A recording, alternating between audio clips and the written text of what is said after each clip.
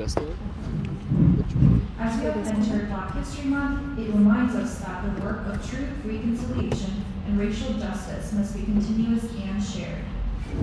We begin with an acknowledgement that Queen's University is located on the traditional lands of the Huron-Wendat, Mississauga of the New Credit, Anishinaabe, and Haudenosaunee people, known as Cataraqui or colloquially as Kingston. The AMS Assembly, a legislative body of the Alma Mater Society, aligns with the AMS's commitment to recognize the importance of the lands to indigenous peoples who have existed since time immemorial. As settlers on this land, we acknowledge our continued benefit from systemic structures that marginalize indigenous peoples. We are grateful to these lands where we live, eat, and play for sustaining us and giving us the gift of life. The unjust acquisition of these lands occurred through the Crawford Purchase of 1783, a land treaty upheld by the First Peoples but later undermined by the British Crown and the Canadian government. This history of numerous broken promises and treaties continues to impact Indigenous communities today. Recognizing systemic oppression, it is our duty to actively listen to and amplify Indigenous voices, addressing both past and ongoing injustices for meaningful, positive change. Therefore, this acknowledgement is a call to action, committing us to understand and respect the history and ongoing struggles it's just of the not Indigenous working. peoples. As a Secretary It in keeps office, showing, we strive to ensure the voices of Indigenous peoples are amplified, as well as provide resources on how we can facilitate and help in advocacy. As settlers on this stolen lands, we must continue to educate ourselves and strive to decolonialize every layer of our government system and curricula. This land acknowledgement is a call to action. Our words are not enough. We also take a moment to honor the memory of Amin Nazari, whose presence, kindness, and contributions enrich this community and its commitment to its goals and values. Thank you for all of your meaningful engagement. May we carry forward the values of stewardship, justice, and care for one another as we gather today for our February Assembly. Hi everyone, my name is Julie Choi. I will be serving as the Speaker of the Assembly. I'm here to maintain order, ensure fairness, and guide us through the rules of procedure. Please take a moment to scan the QR code displayed to check yourself in. This ensures your attendance is recorded for quorum, appointment policy, and voting purposes. As everyone scans the QR code, I will go into some housekeeping. Emergency exits are located south side to Union Street. There are also accessible and single-user washrooms that are found near the Student Experience Office in front of the CESA office. Additionally, there is a private prayer room that can be found on the 3rd floor across the south elevator. I will give everyone 20 seconds to scan the QR code.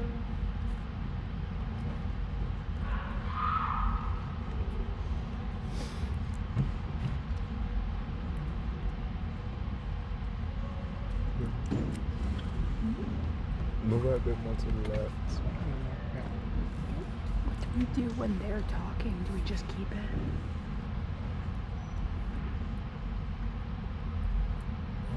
What do we do when there's people in the audience? Okay. It doesn't matter. Doesn't matter. Doesn't matter though. Whoever we cannot reach, we just have to leave them alone. We will now move on to the guest speakers.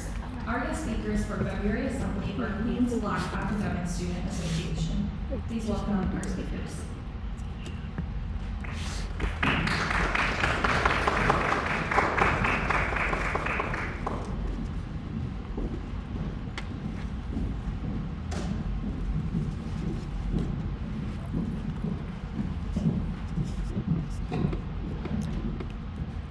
Hello everybody. Thank you so much, Julie, for the introduction, and thank you to Edward Side for inviting us to allow us to speak with you today. So for those of you who may not know, my name is Ken Chabakuli. I'm the co-president of Queen's Black Academic Society, and we are very happy to be here speaking in front of all of you all for Black History Month and for this assembly as well. So we're going to talk a bit about a few objectives that we have, but to begin, who are we? So Queen's Black Academic Society is currently Queen's largest association of self-identifying Black students. We serve students, staff, faculty, and alumni, and serve for Black economy of all students on this institution. So a quick overview of what we're going to talk about today.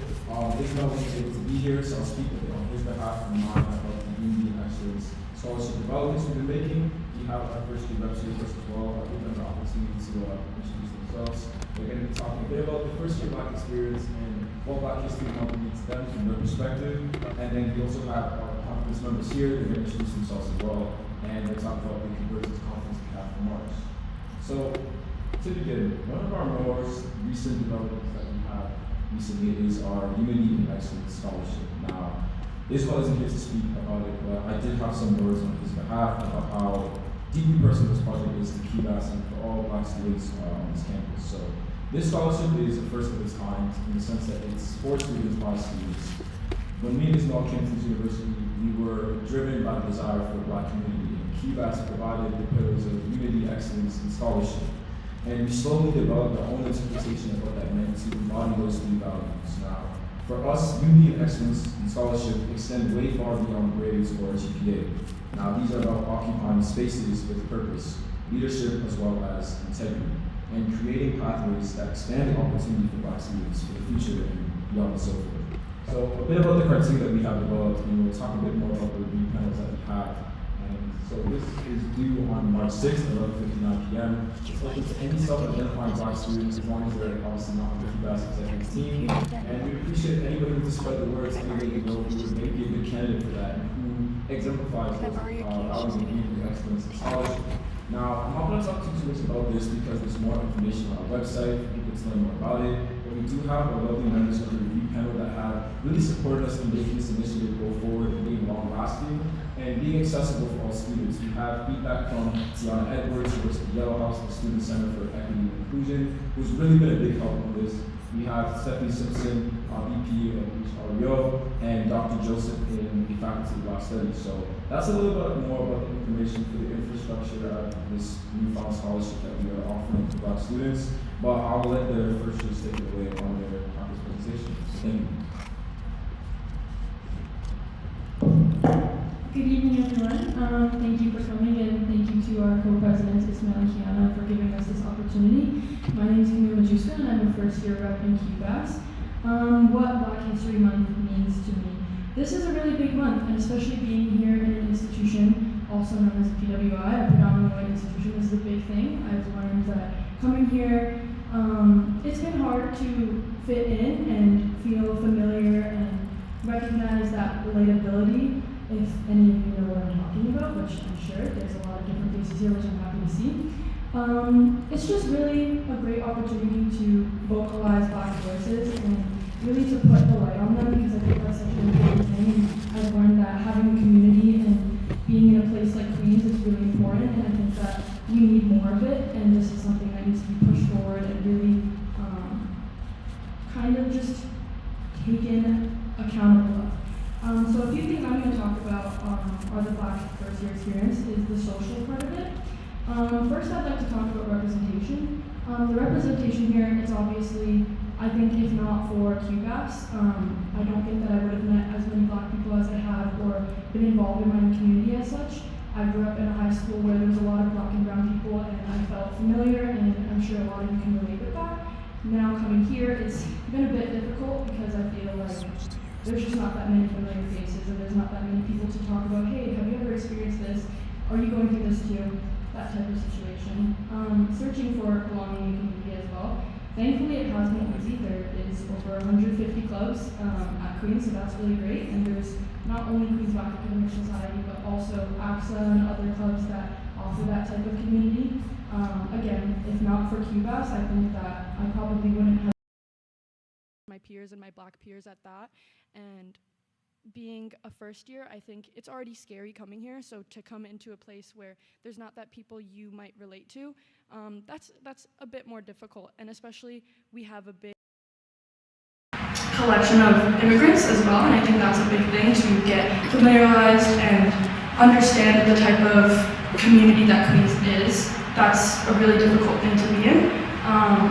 I think that the opportunities that have been given to me here and being in QBAS has been a great thing, and I really hope to have more people come in next year, and I hope that we can take more initiative and do more things that hopefully include more people, and I think that also means just being more inclusive as a person, and it doesn't take just us Black people to make that known. I think it takes us as a community, and we're stronger when we all come together as one.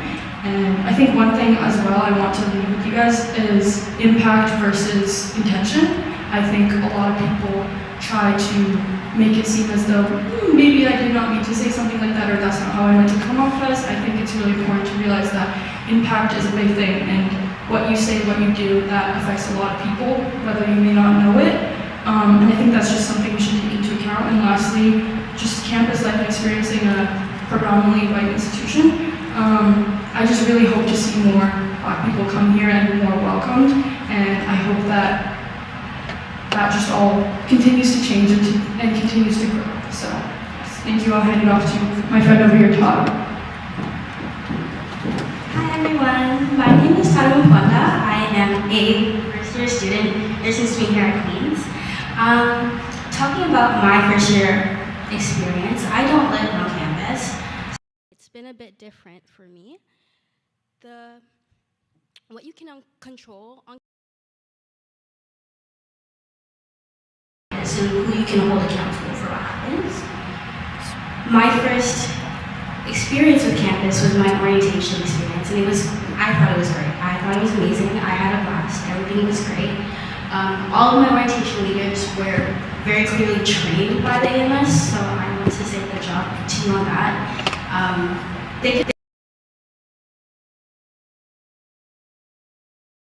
I was a first year, just like everyone else was a first year, and I didn't feel alone or singled out, and I thought that you guys did a really good job on training with your orientation, so good for you. second are resources and real integration. I feel that Queens has definitely made an effort in trying to be better at including different cultures and including different experiences, especially with land acknowledgements at the start of a lot of, for example, our presentation here and classes and such. I think that it should be said or put with more intention instead of skimmed over. It is creating as more of a requirement more than something that we should all learn from, not just with land acknowledgements, but with Black History Month. I remember February 1st, I woke up, Queen's University was in my email, Happy Black History Month. That's amazing and that's great, and it's great to see the community being celebrated, but I would love to see it being celebrated year-round. I would love to see other cultures as well being celebrated year-round so that our school is more integrated with the world, and so that we feel everyone is accepted. With that being said, I have definitely had some more negative experiences at Queen's University. Specifically speaking on behalf of a friend who lives in residence, she was studying at her desk one day and she heard a racial slur being said down the hallway. This was not the first time that she's heard it. It happens every weekend. And unfortunately, there is nothing that is being done by her dons at her residence. There's nothing being done by the people that she's emailing, and there's a lot of, she's being met with a lot of silence. And I would love if people didn't feel as scared to come and speak up, and if they did come and speak up, that they would be met with something. I've had personal experiences in my program, but where I have been met with something, and I deeply appreciate Queens for that. And just coming to me and saying that everything will be okay and that we are here for you, and whatever we can do to stop this behavior, we are hearing you and we are here to see it. And I would love to see the same being carried out in our residences. Even if you don't know what's happening and whatever efforts you're putting forth, sometimes they cannot be enough. Obviously, you are just an organization and there's nothing you can do to deal with the behaviors of certain individuals. An individual is an individual and you can't control that. But there are efforts that you can put in place to make someone else's experience better for them. Thank you. And with that being said, I also wanted to say one more thing a little bit more about on campus as well. I think that there has been a lot of work put in, like Tata said, but I think even I'm going to talk a bit about the dining hall, which may not seem like a crazy thing, but with the input of like cultural foods and stuff, I feel like there could be a more accurate representation, and especially if we're talking about representation, I think there could be more accurate representations of Black people and them being celebrated as well. Just going off of what Tata said, I think that it should be year-round, and I think that this should be pushed forward, and I think that being in a place, again, like Queens and Kingston, there's a lack of knowledge, and I think that we need to have that be more pushed forward, pushed out, and let people know that there are more inclusive ways to speak to other people, there's more inclusive ways to welcome people and such, and I feel like that lack of knowledge, it can be turned into something better. It can be turned into, instead of just going off and saying whatever you'd like or doing whatever you want, just being respectful and mindful of what other people have and hold and their feelings as well. And I think that if we were just to have maybe an opportunity to actually hear from Black people themselves and have their voices be heard, I feel like that could make a really big difference. And again, I just wanted to say thank you for letting us be able to do that, and we'll carry on with the rest of the presentation. Perfect. Before we shift gears, I just want to give a huge shout out to our two first years over here. It's not easy, you know, being a first year, coming out here and talking about something that's so intimate, right? Your experiences as, you know, a Black person at a predominantly white institution. So I just want to give them their flowers. You know, this is incredible. Right? So, perfect. My name is Lorenzo. I am the head of conference for QBAS. I'm here with my colleague Salam Gay, who is the head of finance, and we're both work together on Convergence, which is our annual conference. So Salam's going to come and talk a bit more about Convergence, talk about the impact that has here at Queens as well. Good evening, everyone. Thank you for the great introduction, Lorenzo. So Convergence initially began as a Queens-specific, campus-focused conference that brought together Black voices from different Black clubs from across the campus to listen to different voices and leaders and educate and expand, grow student perspectives and ideas. And we've kept that core messaging, and last year, led by QBAS member Kiana and Samuel Lau, we expanded to a provincial-wide conference that brought together 100 executive members from different Black clubs from across Ontario, with again, the same message and goal of experiencing Black voices, leaders, and visionaries from across Canada. This year, we've expanded nationally, bringing in 27 universities from every province in Canada. It will occur in March, and it will bring together 300 executive members from every major university. And we'll have the chance to listen to speakers and voices from across Canada, including members of parliament, CEOs, and our keynote speaker, Camille Dundas, who is an award-winning journalist who has worked with CBC, CTV, and multiple other Canadian news organizations. And the point of these keynote speakers is to kind of emphasize the Scarborough Charter and the work the Scarborough Charter does. In attendance, we'll also have John Arroyo, who is the chair of the Scarborough Charter organization. We'll also have Nicholas Marcus Thompson, who's leading a nationwide lawsuit against the Canada government on behalf of labor workers. And we'll also have HREO leads from across multiple schools. So as I mentioned, the Scarborough Charter, which is kind of just thrown around aimlessly, but most people don't actually know what it is. Kind of looking around, a lot of people kind of look confused about what the Scarborough Charter is. And signed in 2021, onboarded by around 30 schools, and now we're at 50 schools signed concurrently. Schools are still signing. It outlines the framework to combat anti-Black racism on campus, faced by students, staff members, and professors. The key kind of takeaway about the Scarborough Charter is the fact that by signing it, these institutions are acknowledging that anti-Black racism still exists, and it is embedded in our framework as the school, right? And for the AMS, for all the institutions in the school, this is still true, right? And by signing this framework, the school acknowledges that these biases, this prejudice, and these anti-Black agendas are still embedded. So while this is a positive thing, and there's many great things that have come out of the Scarborough Charter, unfortunately, the growth and change is not linear. The work that is kind of outlined in the Scarborough Charter allows schools to ambiguously choose whether or not they want to co-sign something that is for Black students. And it has allowed for certain schools to fall behind and certain schools to excel. And while we're incredibly proud of the Queens community and what has come from Queens, especially the BUC, given that the framework was kind of developed here at Queens, and with the thanks of the HRAO, AMS, that has come to be, there is a lot of elements that have been left behind, and it's left behind in other campuses as well. And the responsibility has been left on student groups to hold the institution accountable and to create that way forward. So we're gonna give some time for Edward Tsai to also talk about the Scarborough Charter and the impact that has on the AMS and the broader Queens community.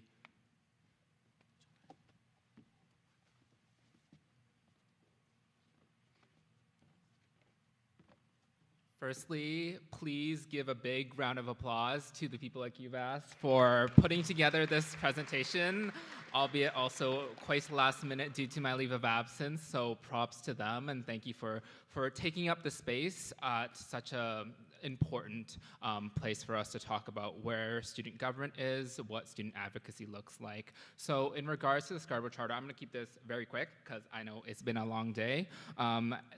Queens signed the Scarborough Charter in 2021, as they said, and I've seen that other student unions across the country as well have started partaking in not necessarily being a signatory, since that's specifically for universities, but committing themselves to the messages and principles in there as well.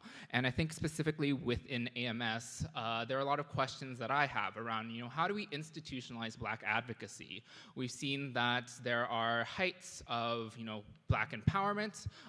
For example, with last year, Ruth being the first Black female executive of the AMS was a huge instrumental push forward, with Greg Frankson as the first Black AMS president in 1996, and then Robert Sutherland in 1855 was a graduate from Queen's University, and you've seen that one of the halls is named after him as well as one of our awards, and he was also part, once again, of the AMS back then.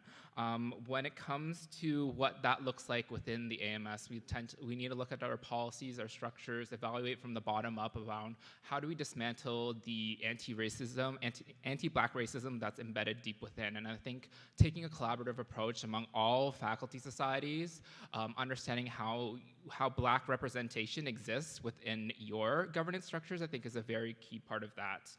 2024 marks 83 Black students who have registered to Queen's University, which has been a somewhat rise in Black student representation at Queen's University. But once again, those numbers seemingly go up and down every year. We as student leaders need to be part of that effort to maintain that momentum. Scarborough Charter was signed 5 years ago. What are we doing now to advance Black representation and Black empowerment? I'll leave that as is, and I encourage all of you to continue reflecting on what that means, and feel free to reach out. Thank you.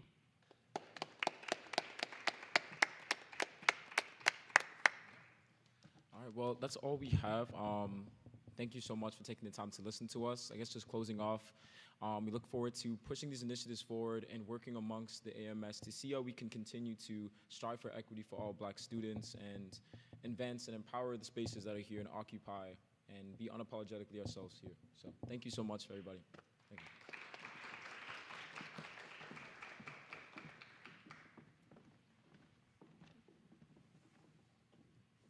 Thank you very much again to QBUS. Now we will move on to motion 1. Motion before the Assembly is that the AMS Assembly approve the agenda for the meeting of February 10th, 2025. Are there any amendments made to this agenda? Yes.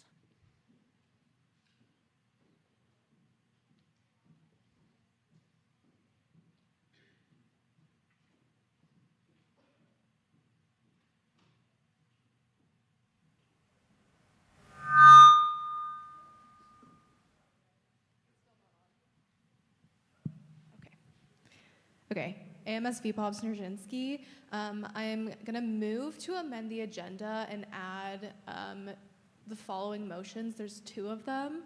Motion number 1, that the AMS Assembly permit the following individuals to be present and to participate as guest speakers for the purpose of consideration of the following motion. So person number 1 is Ashal Ali, Vice Chair of the AMS Board of Directors, and person number 2 is Lyndon Smith, General Manager of the AMS. And again, that is for them to participate as guest speakers for this next motion, which is motion number 2, that the AMS Assembly receive the memo attached as Appendix X and Appendix X2 as presented by the Chair and Vice Chair of the AMS Board of Directors. Thank you very much. I will call a vote for the amendment to be made to the agenda. All those in favor, please raise your placards. Those opposed? Any abstentions? The amendment to the motion is carried. Are there any further debate for the amended agenda? Yes.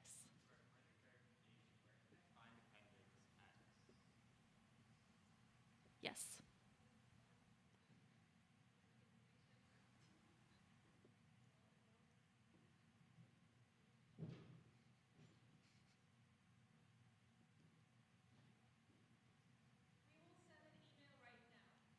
She will send an email right now. And yes? Secretariat first, and then I will come back to you, sorry.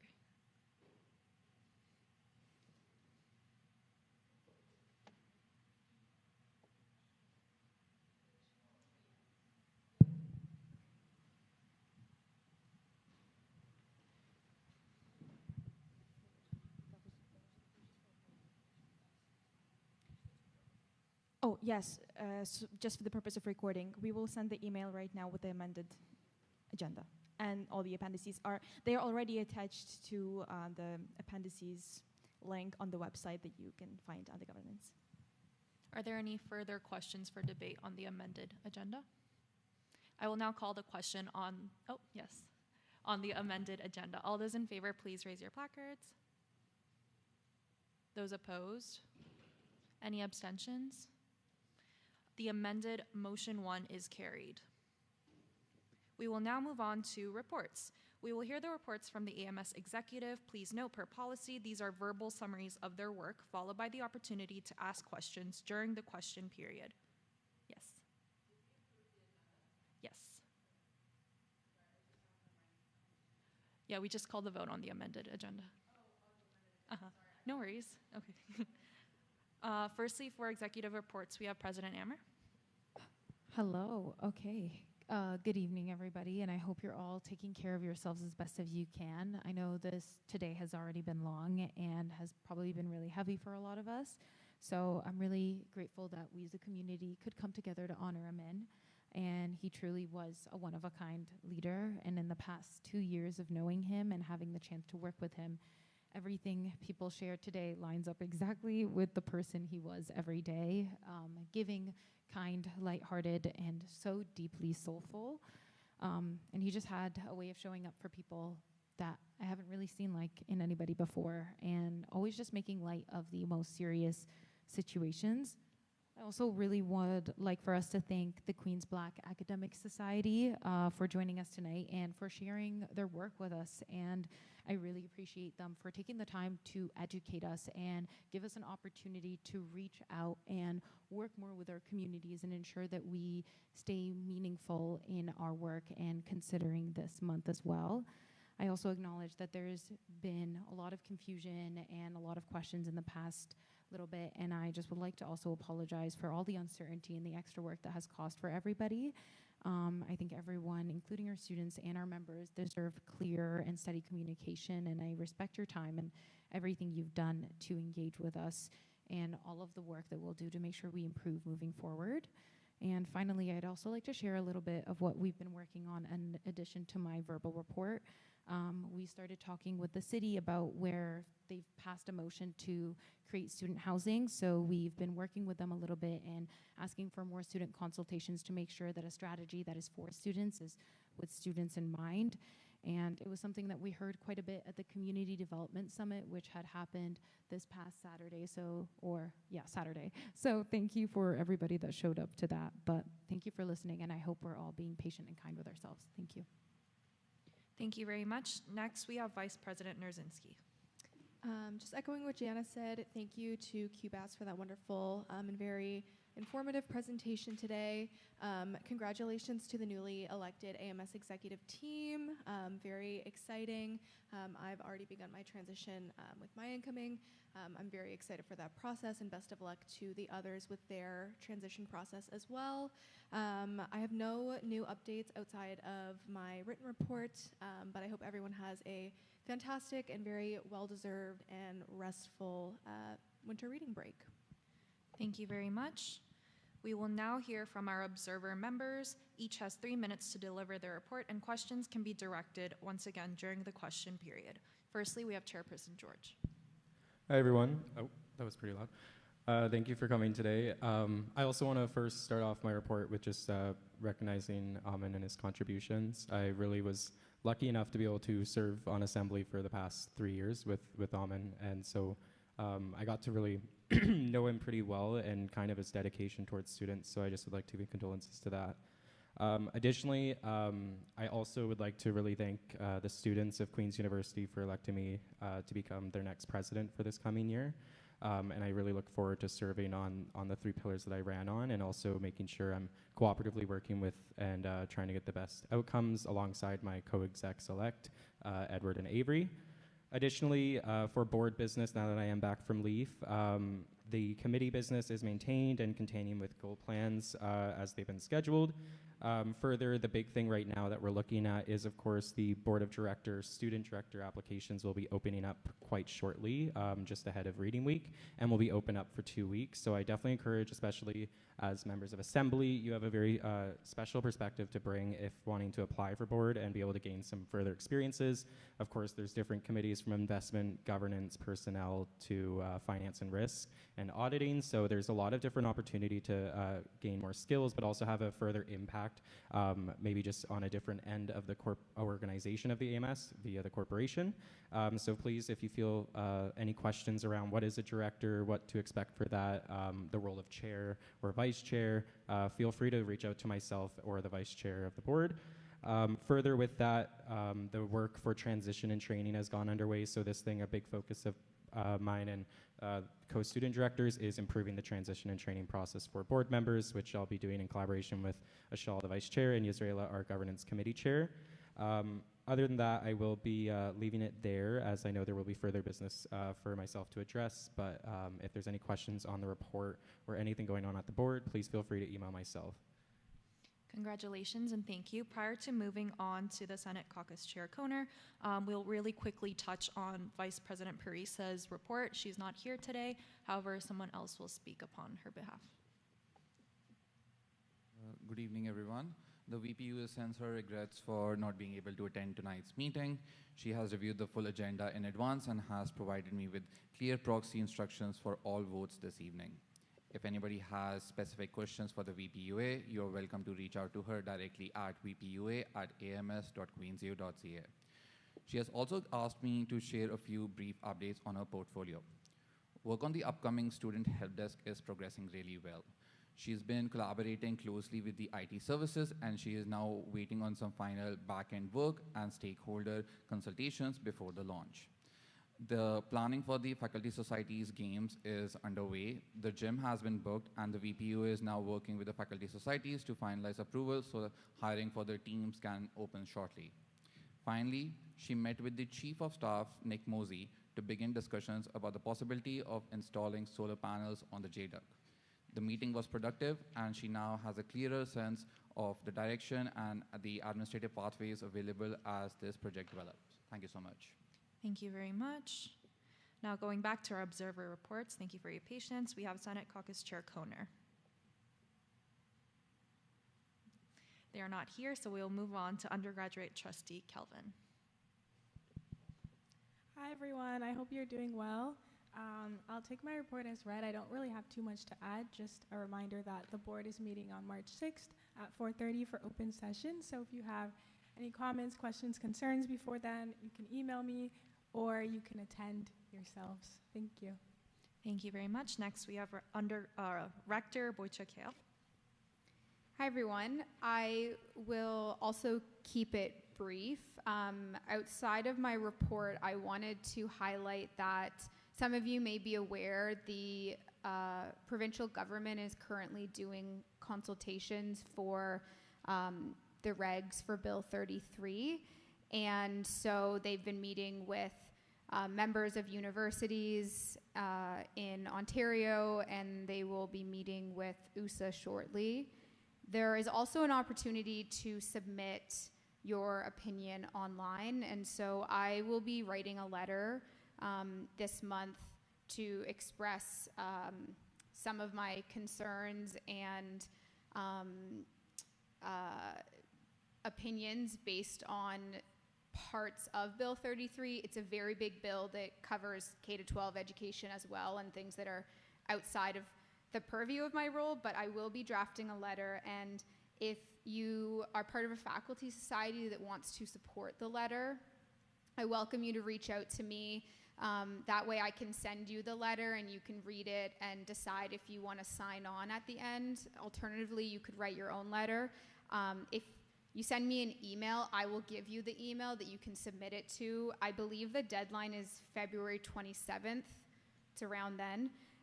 So it is coming up soon, but it is an important thing to make sure that our voices are heard, and it is a tangible way to communicate with the government while they are deciding on how the implementation of Bill 33 will happen. The second thing I wanted to express was a little bit of my experience with Amin, and I recently received, actually, I'm very grateful for it, a photo from Prem of Amin and I and the principal and the chancellor at convocation last June at Slush Puppy Place. And to this day, I actually don't know why he was at convocation. If you've ever been, graduates sit in the general seating with guests behind them, and on stage are the 3 officers of the university, as well as faculty members and deans, and all of that. And students, unless you got a PhD, don't sit on stage. And Amin was sitting on stage that day in a robe, and I'm not sure what he was doing up there, but I'm really happy that he had that moment to soak in what convocation is like, and it's a really, really remarkable moment for everyone, and it's really special that he got to be on stage, so I'm really happy about that.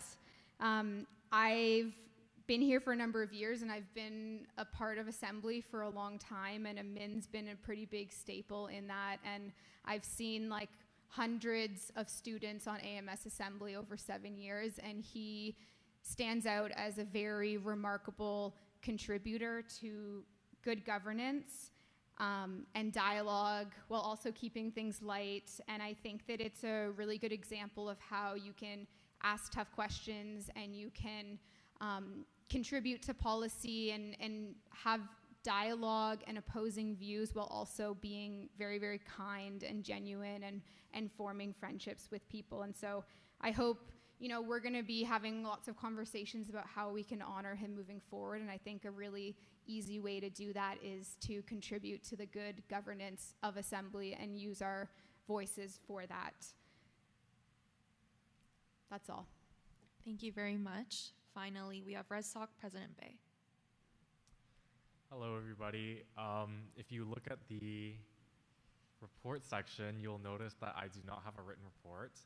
I was on leave last week following the passing of Amin, so I was unable to submit the report as I was attending his service on the Tuesday. But I'll give you guys some of the highlights that ResSoc has been working on over the past month or so. So ResSoc elections have now concluded and hiring is now underway. We did have a little bit of a setback with the My Career platform, so applications was shortly derailed, but we are back on track, and our hiring timeline is aligned with the other resident staff hiring timeline, so very happy about that as well. With the new elected executive staff members, we're beginning the transition process, which is very exciting. And most recently at the Residence Advisory Committee, we had a very I won't say exciting, but it was like a thoughtful review of the meal plan data, which was satisfactory. We're continuing to discuss different dining hall hours and TAM options with hospitality services, as well as the new proprietary space in the ARC where cows used to be last year. And we also had a thoughtful discussion on resident space use. So this past year, Queens admitted, I think, an extra 100 or 200 students to residence. And so in the 3 months of summer, so they had to turn a bunch of residence common rooms into rooms. And it led to a lot of student spaces being turned into rooms and being unable or like not usable to just any students. So we had a conversation on space use and whether they'd like to turn those rooms back into residence common rooms.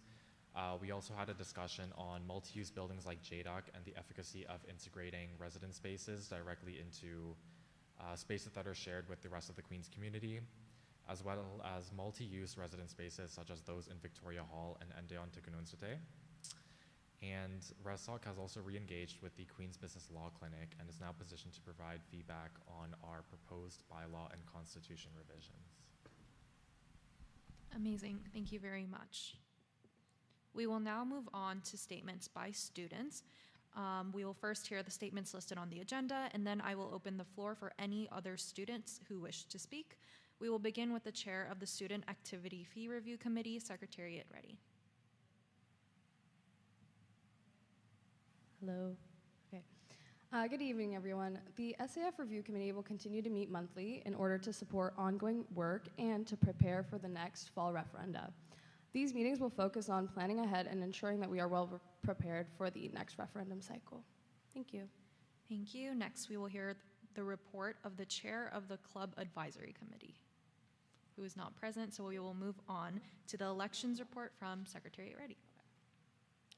The AMS is pleased to announce the results of the recent executive elections and referendum. I wanted to start off by thanking all students who participated in the elections process and contributed their voices to shaping the future of student governance here at Queens. I would like to congratulate the incoming president, Drayden George, the incoming vice president of operations, AP Papoulides, and the incoming vice president of University Affairs, Edward Tsai. We're really excited for the future of Team Day at the AMS. Students were also asked to vote on a range of referendum questions related to student activity fees and broader governance matters. So in terms of new fees, the establishment of a student activity fee to support the Social Issues Commission passed, as well as a fee increase for the Queens Black Academic Society. There was also a fee decrease to the New Generation fee, which also passed, and students also approved the continuation of the following triennial review groups, which includes Mental Health Awareness Committee, Canadian Undergraduate Conference on Healthcare, Queens Model Parliament, Queens Concrete Canoe Team, Queens Chess Club, Baja SAE Design Team, Queens VexU Robotics Team, Good Times Diner, Queens Musical Theater, Canadian Association for Research in Regenerative Medicine, and the Cardiac Research Committee. On top of that, students also voted in favor of the non-binding plebiscite question. Thank you. Thank you very much. We will now return back to the report of the chair of the Club Advisory Committee. Hi, everyone. Me again. Over the past week, the Club Advisory Committee met to review all submissions for club ratification. We conducted a thorough evaluation of each application and ensuring they met the standards and expectations set out for recognition. After careful discussion and conscious building, the committee's final recommendations are fully reflected in Motion 7. This motion represents the collective decision of the committee and captures the outcome of our review process. I want to thank all committee members for their thoughtful contributions and the applicants for their submissions. Thank you. Thank you very much. As a reminder, students may also indicate or submit a statement for inclusion on the agenda in advance using the governance form stack. At this time, the floor is open for statements from any other student. Are there any statements to be made? Seeing none, I will move to the question period. The floor is open for any questions. Are there any questions? Seeing no questions, we will now move on to the business arising from the minutes, followed by new business. We will now consider motion 2, which states that the AMS Assembly approve the meeting minutes for the meeting of January 19th, 2026, as seen in Appendix A. This motion was moved by President Ammer and seconded by CGO Horbatso. I now invite the mover to speak on this motion. The seconder.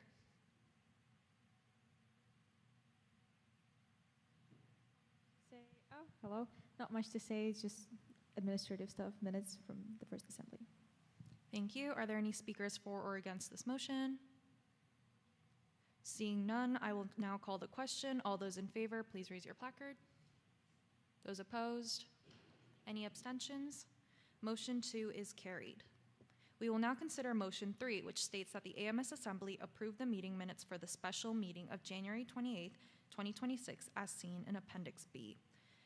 This motion was moved by President Ammer and seconded by CGO Horbatso. Are there any speakers for or against this motion? Seeing none, I will call the question. All those in favor, please raise your placards. Those opposed? Any abstentions? Motion 3 is carried. We will now move on to new business.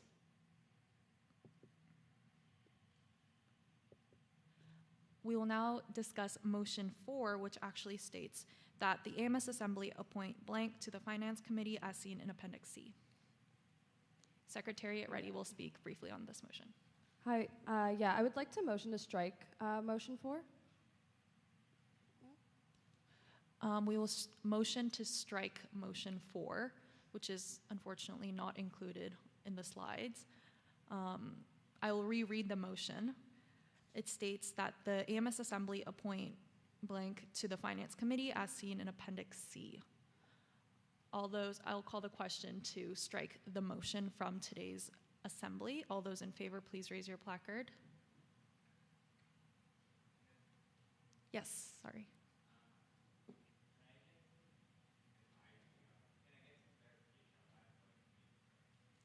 Prime just asked if he could receive some clarification on why motion 4 is being striked. Yeah, there's just a miscount of like the committee members, so yeah. Yes.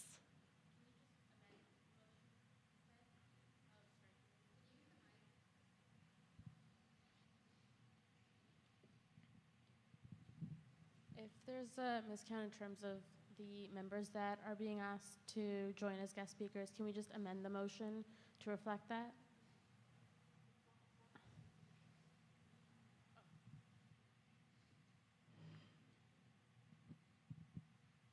Yeah, it's not the motion that's on the slide. It's a different motion. The motion didn't show up on the slide.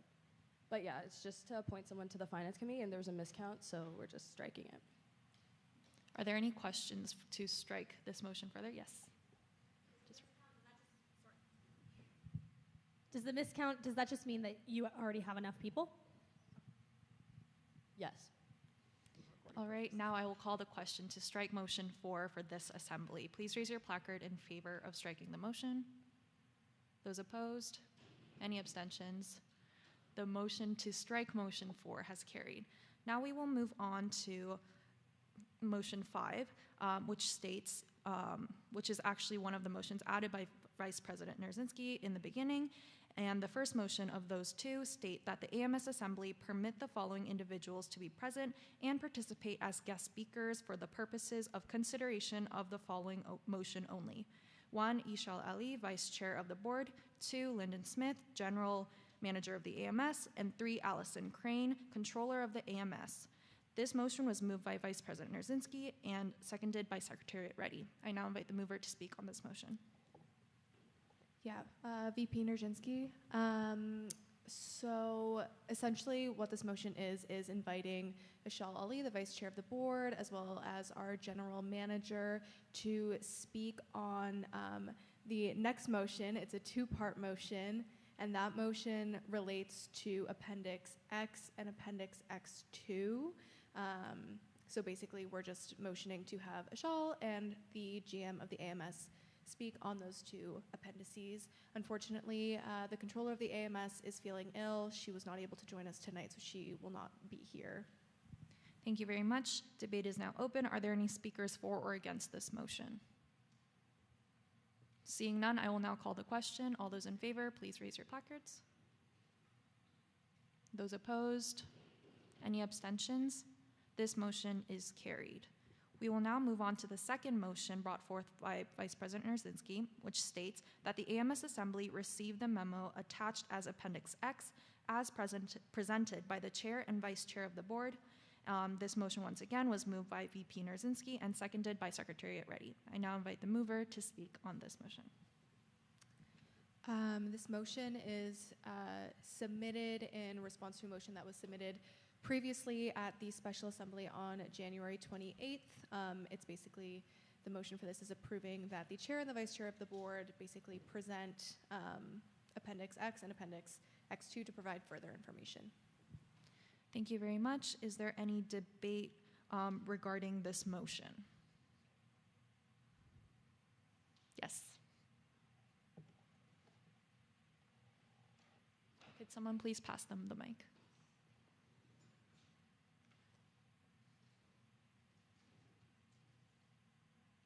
Hello. Jordan Belinsky, Engineering Society President. I was just curious why the motion was added late, so there wasn't more time for Assembly members to prepare better questions. Yeah, there was no necessary intention to that, as even in my report at that time of submitting it, it wasn't at the time of being prepared. As soon as essentially me and the Vice Chair received the finalized materials from remaining management, including our accounting office, then we essentially just worked with the VPOPs to get that done and get it to Assembly sooner. But, yeah. Thank you very much. Are there any further speakers regarding this motion? Yes.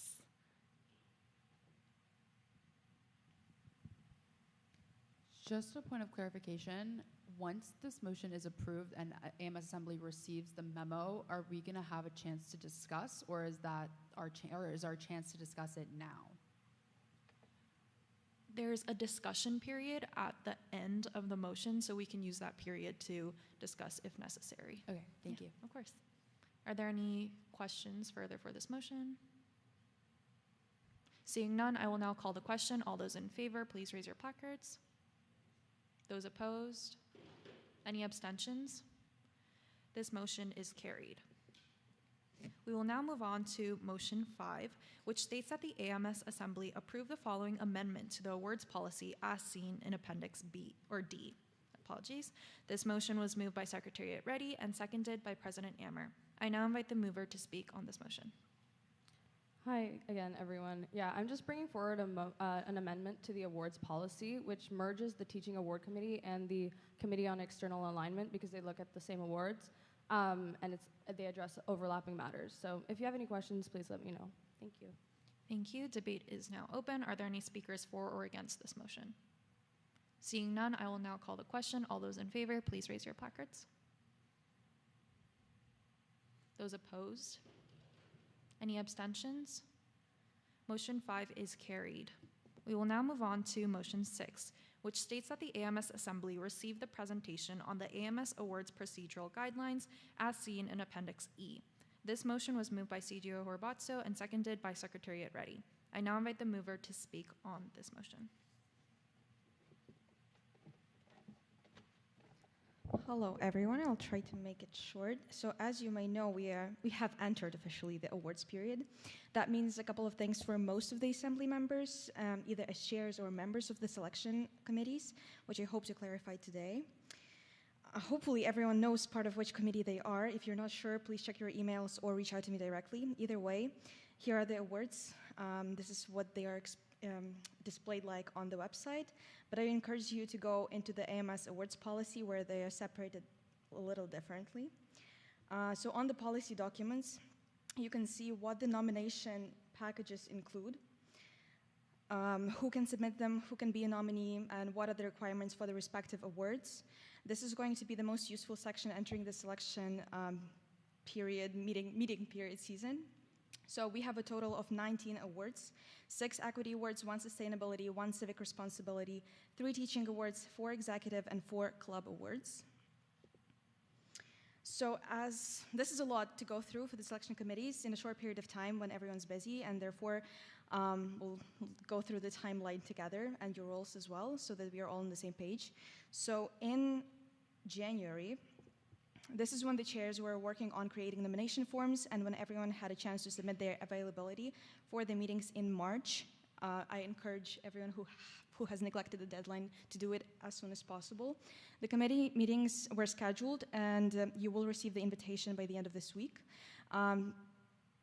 Mark your calendars, look out for the potential time conflicts, prioritize these meetings as there is not much flexibility for all members and the Internal Affairs Office as well.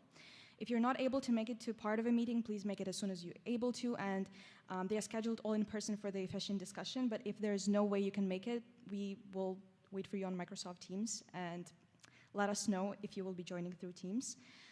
Then we are moving to February. The awards nomination have started yesterday, so now we have the assembly. Next week is the reading week, so we won't be on campus, won't be engaged with this, but the nominations will be open until February 23rd, and on February 24th, I would encourage all chairs to complete and compile all the agendas on time for the selection committee meetings, and all AMS members who are part of them will receive the agendas with a submission folder on 25th of February. And you will have a couple of days, therefore, to review them before we start our meetings on March 2nd. Throughout the first 2 weeks of March, we will be meeting with all the committees, and March 11th through the 13th are allocated to finalize all decisions. We will be filling out the decision letters then and sending them out respectfully.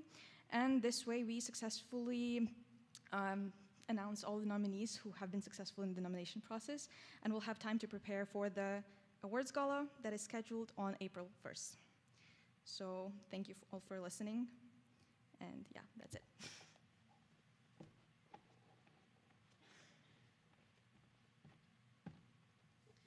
Thank you very much. Debate is now open for this motion. Are there any speakers for or against this motion? Seeing none, I will call the question. All those in favor, please raise your placard. Those opposed? Any abstentions? Motion 6 is carried. We will now consider the final motion, Motion 7, which states that the AMS Assembly ratify the clubs as seen in Appendix F. This motion was moved by Commissioner Transgard and seconded by VP Parisa. I now invite the mover to speak on this motion who is not present. So I move to the seconder. Thank you. Good evening, everyone. Me again. The Club Advisory Committee is recommending the ratification of 5 clubs today. Each brings a unique mandate and fills a gap in our current club landscape. Other applications were reviewed but did not meet eligibility requirements or demonstrate sufficient uniqueness. Appeals will reopen soon through the Ad Hoc Clubs Appeal Committee. If there are any questions or concerns about the clubs being brought forward, please contact the chair of the Club Advisory Committee, the Commissioner of Clubs, via email. Members of the Assembly who sit on the committee may also speak to the decision-making process. Thank you so much. Thank you very much. Debate is now open. Are there any speakers for or against Motion 7? Yes. Could someone pass them a mic, please?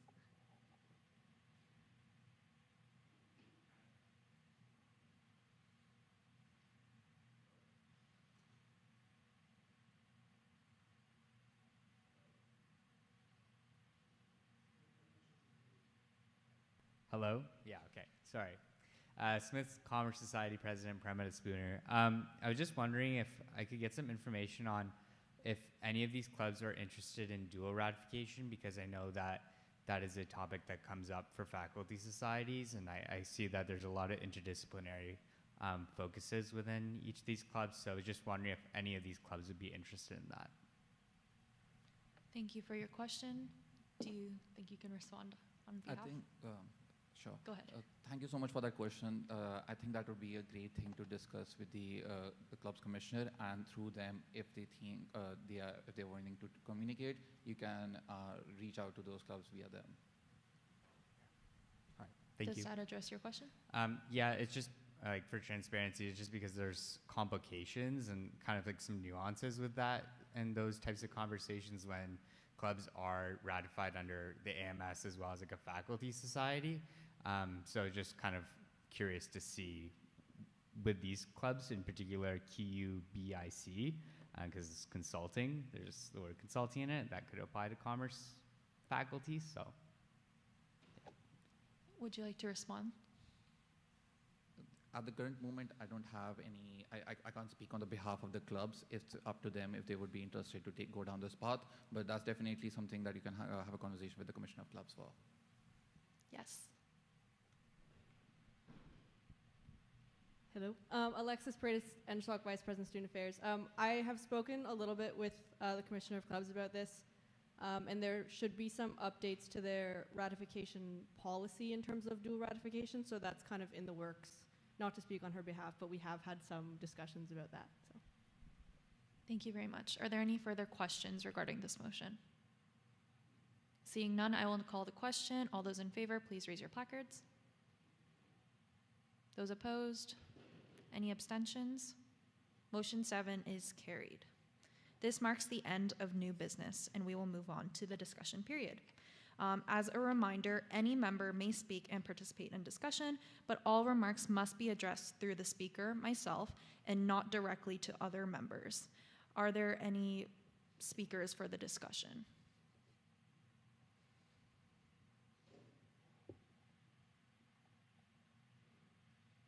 Hey, everyone.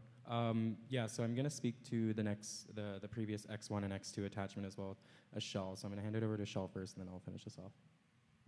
Good evening, everyone. Thank you for having me.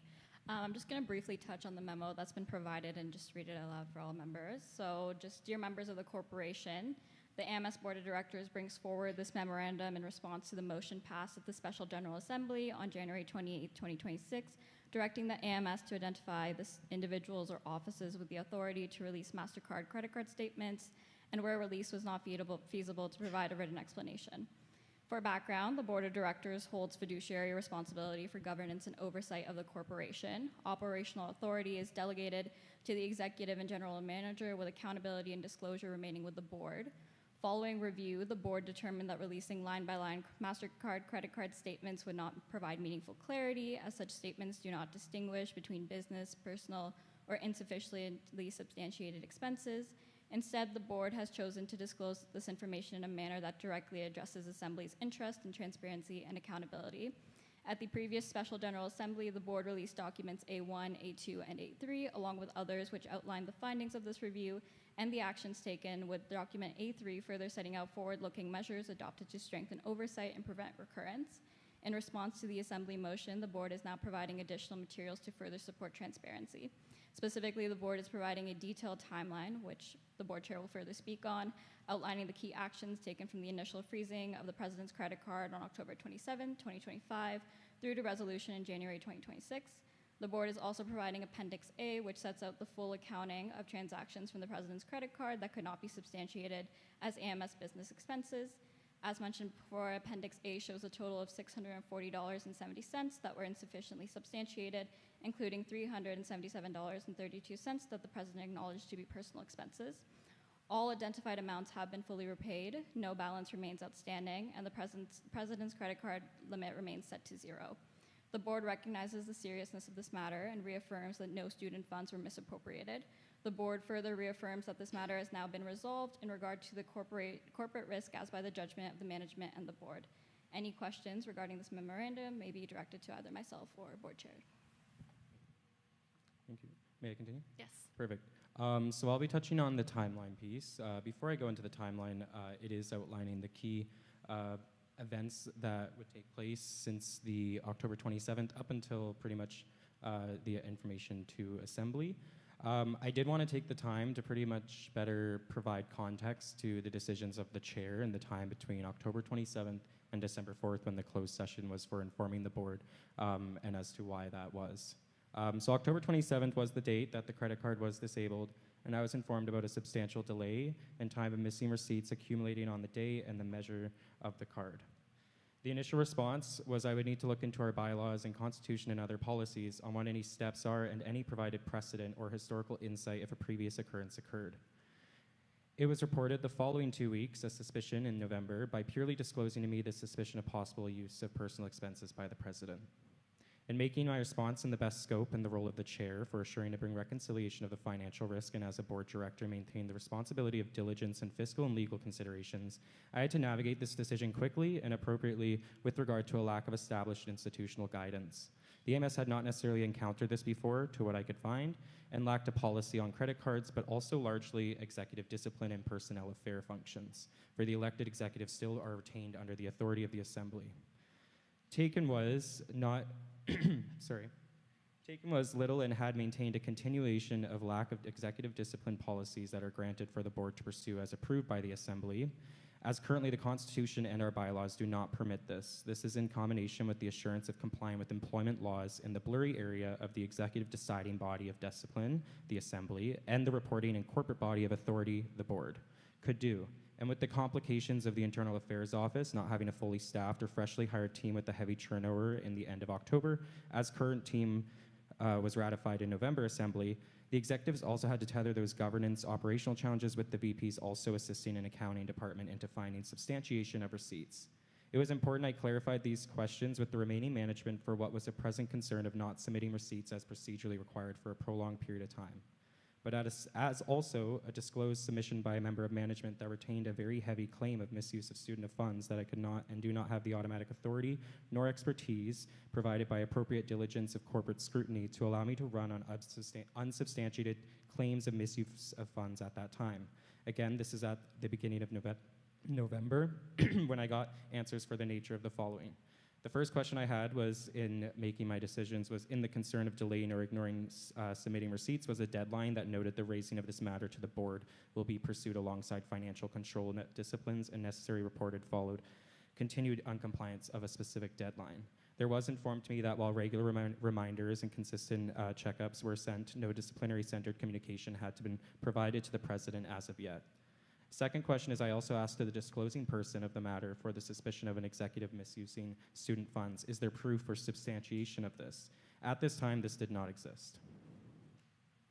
Question number 3 is I also asked, has the receipts uncollected begun to be collected no matter the president's neglect to do so? And have we begun collecting the information report to identify the amount and number of these unsubstantiated receipts?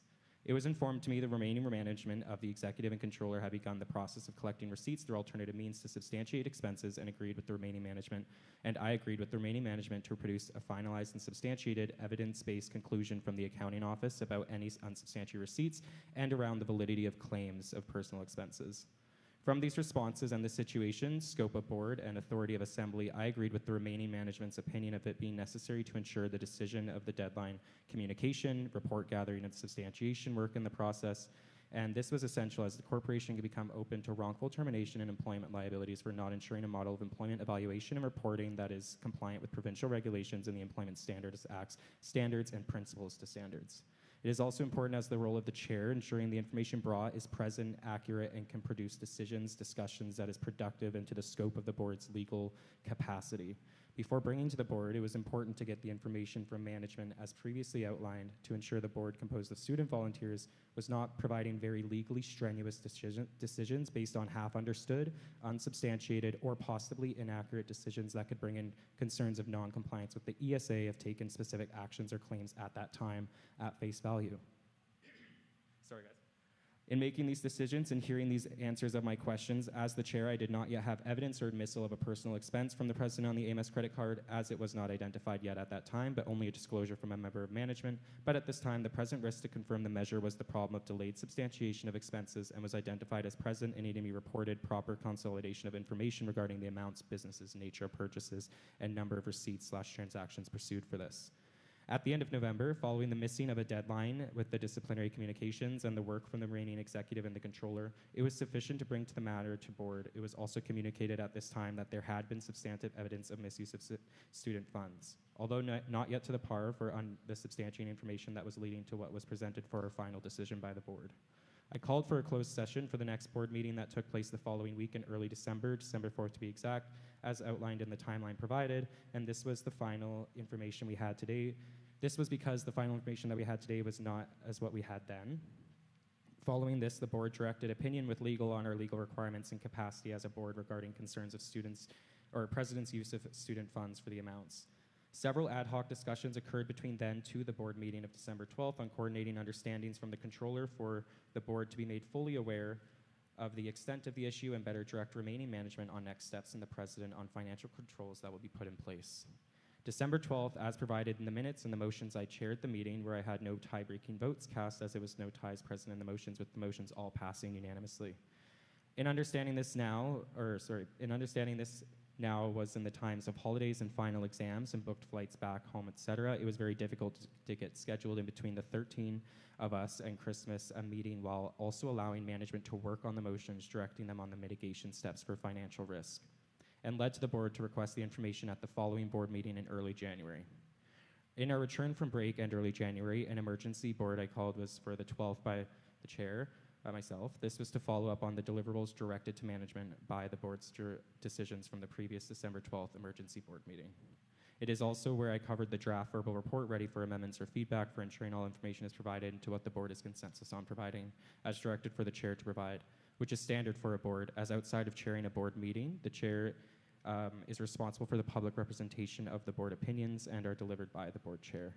Here, the direction of allowing a 2-week feedback/editing timeline for the board, as the board had requested to vote on the verbal report, the chair would provide. Within a week, I had my leave officially start, January 19th, and as I communicated to the board in our regular January 15th board meeting, this leave is required by the chair to be able to run in an election, and had made the interim chair responsibilities filled by the vice chair as the board bylaws outline. From this, I had not been at the board as per my leave since then, until I was able to return following the final day of elections. This is why it's important to clarify. The chair provides tie-breaking votes.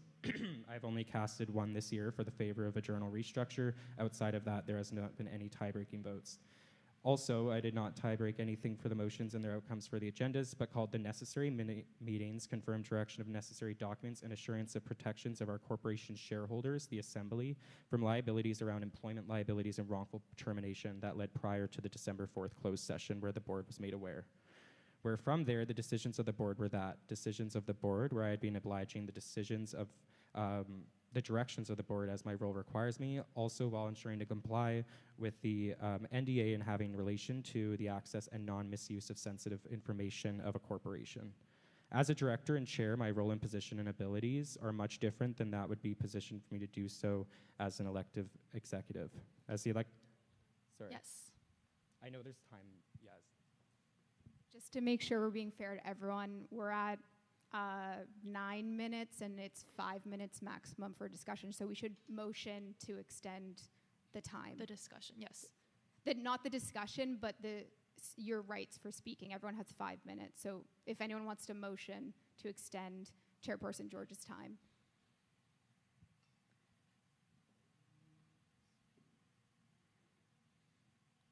Yes.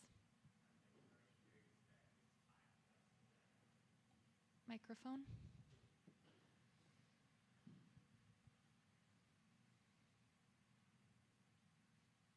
Smith Commerce Society President Premetta Spooner. I'd like to make a motion to extend the speaking time for Chairperson Jordan by 2 minutes. Yes.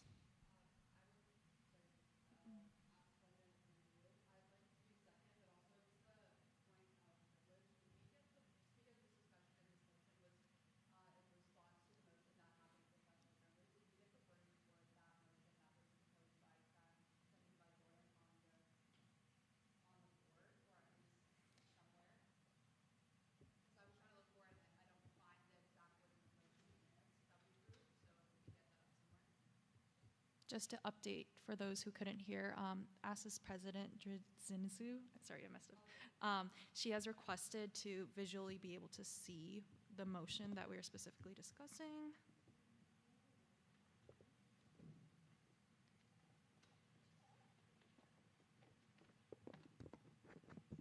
It's just the wording, right?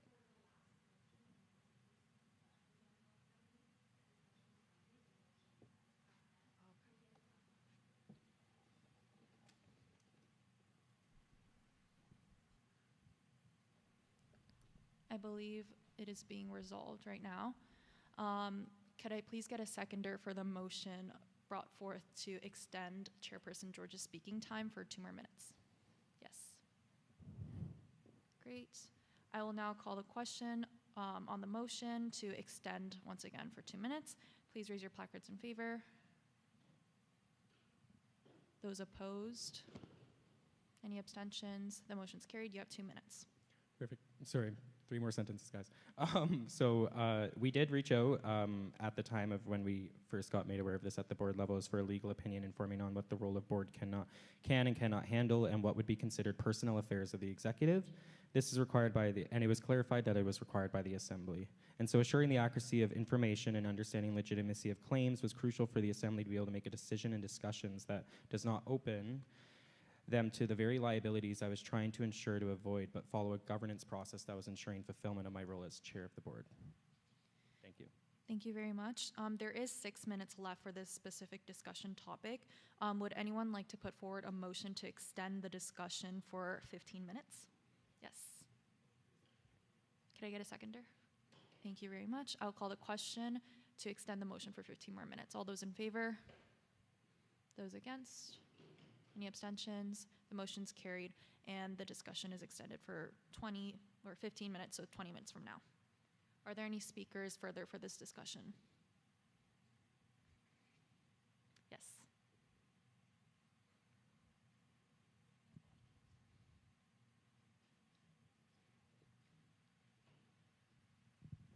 Perfect. So firstly, thank you everybody for clearly a lot of work went into the memos and everything, and it is nice to see your response. And I think we were all worried about, I think a lot of the reason for the credit card statement was clarity, and this definitely offers a lot of clarity, but now looking at the timeline, it brings another question to my mind, specifically of what measures are in place to catch this from happening again.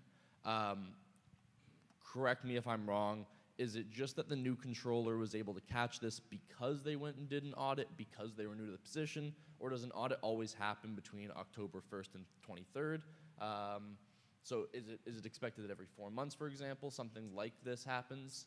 Because it seems like only by this process was this fully caught and stopped.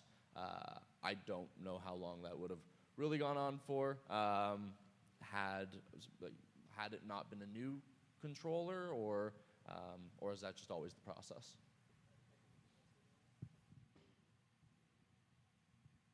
Yeah, so, oh my gosh, every time.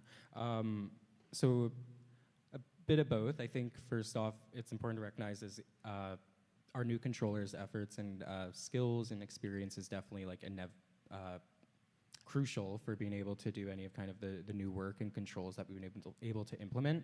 In regards to how are we able to catch this next time or make sure it doesn't happen in the future, there is, of course, as mentioned in the previous memos within A1, A2, or A3, the credit card purchasing policy, as well as, of course, the board had directed management to look at executive disciplinary measures. So that is being evaluated right now as well for more so policy sense of what can the board be outlined to do and how can we work with the Assembly on making sure it's authorized by the Assembly to be due process. So that just takes some time as executives' personnel affairs are across not just policy, but also with the Constitution and our bylaws. So it just creates some more bureaucratic hurdles, but there is things in place that are coming to be approved for a target of before I would start my term. Yeah. Thank you. Are there any speakers further for this discussion topic? Yes. Please speak into a microphone.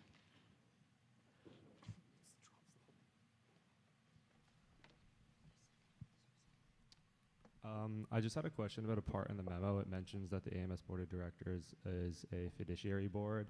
And from what I've researched about the AMS Board of Directors, it says that it also functions in tandem as a management board. I just wanted to verify if this is true. So the board is responsible for human resource capital management, and so what that refers to is all the employees below the executive or the board of directors. So the board of directors oversees the employee policies that kind of create the nature of many of how people are managed and how people are trained, et cetera. But those policies don't immediately apply to a director, nor an executive, nor an elected member of Assembly, as though they're in a very different position within the corporation. So the human resource management, if that's what you're referring to, I think, is the our third responsibility for the corporation. That's just applicable within all below executive. Yeah, I was just wondering for clarification, just in terms of a management board has management authority kind of over all aspects of the corporation, including access to financial statements. And I just wanted some clarification because from what I've seen online, it acts as a fiduciary board, which is to serve the stakeholders, which is us, the students. And then the management side would kind of give the AMS board authority to release any sort of documents in tandem of the fiduciary if we wanted to see credit card statements released. I would clarify a couple things. So the shareholders of the corporation are the elected members of assembly. So the elected members of assembly can request to scrutinize certain financial documents like our budgets, our consolidated statements, our audited statements, our meeting minutes, and things like that. In regards to the decision of who would ultimately release that, I would go back to our current memo as where it kind of explained the decision of what the board's reasoning was. Of course, the board is made up of 13 people, varying from students, community directors, and as well the executive. So we want to make sure that we're kind of just representing the board's opinion appropriately of what they felt was the most just decision, and kind of making sure that is financially transparent while making sure to protect the corporation's reputation. Thank you.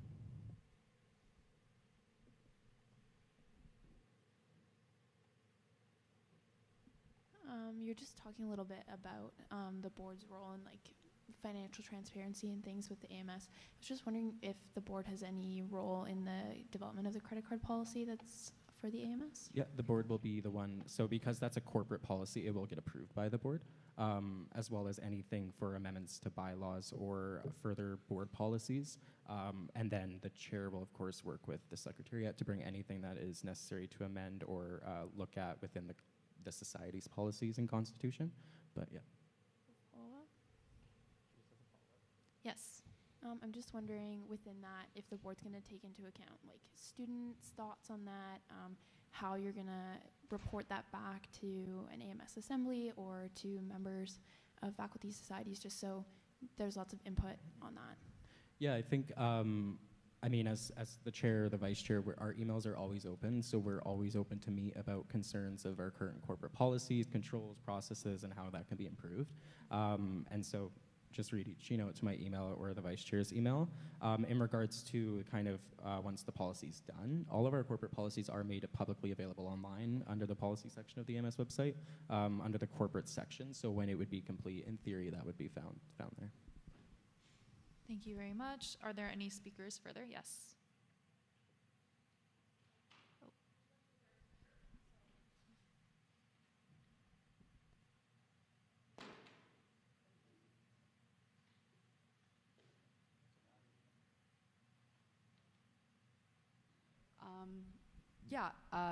As President Junziu, I would just like to highlight a point in the memo that states the board recognizes the seriousness of this matter and reaffirms that no student funds were misappropriated.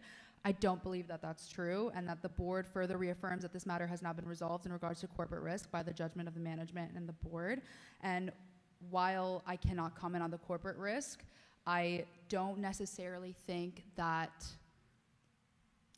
it's as important to assembly of the corporate risk rather than the risk to transparency and accountability to the student body. Just for that first statement that reaffirms that no student funds were misappropriated, I think that's quite a bold statement from after receiving all of the information that we've received that do in fact show that students' funds were misappropriated, and I'm not necessarily accounting to the member that was holding that card, but more so the board that keeps them accountable. And to the point where the board is part of the corporation, I have personally, just from a role in student government, there seems to be I have quite an issue with the fact that it doesn't seem like assembly can keep the board responsible. It seems like the board is functioning kind of separate to the student government part of the AMS, which might be true, but that I think leaves a really big gap in accountability to the student body and the board, and the accountability that the board has to the AMS assembly. I'm not being very eloquent in how I'm speaking. I just think that there's quite a disconnect from what we've been hearing to the statement that student funds were not misappropriated and that there is no corporate risk. Because if there was no corporate risk, then the credit card wouldn't have been set to zero, and there wouldn't have been all of this post situation discussion and conversation. So yeah, I just don't think that that's very truthful, and it just seems like we're kind of trying to move past the issue when I think that the issue is not exactly with the credit card statements and the personal expenses. It's more so that it just doesn't seem like there's really anyone holding the board accountable. I don't know if other students in the room feel that same way. I feel like this is a really lackluster explanation as to why the credit card statements aren't being released. And that's kind of all I have to say. I can't really put it more eloquently than that. I think I don't know. It's not that I'm getting quite emotional about this issue. It's more that I think I'm really frustrated, and I think a lot of students are really frustrated, as we've seen from the discourse in and outside of Assembly. So there's really, I wish I could put it in a prettier term. I'm sure somebody else in here could, perhaps Nikki or Prem, but that's not me. So that's kind of what's on my mind, and I'm just going to say that right there. And I think it's on a few people's minds in here, just from conversations that I've had. So I just wanted to throw that in the open and see if people would be willing to voice their responses. Thank you for your input. Does anyone have a response? Prior to Chairperson George, I'd like to go down there and please speak into a microphone, sorry, just so that we can hear you. I'm HSS President Harry Theron. I think first off, just wanting to say that I do agree with what Ivana has expressed. I'm also not the most eloquent speaker, but I fully agree that I think there needs to be a little bit more of accountability if the board is expected to hold governance and the executives responsible. We need to see that come into effect during situations like these. But I also just had a point of clarification. I was wondering that perhaps the board chair could clarify.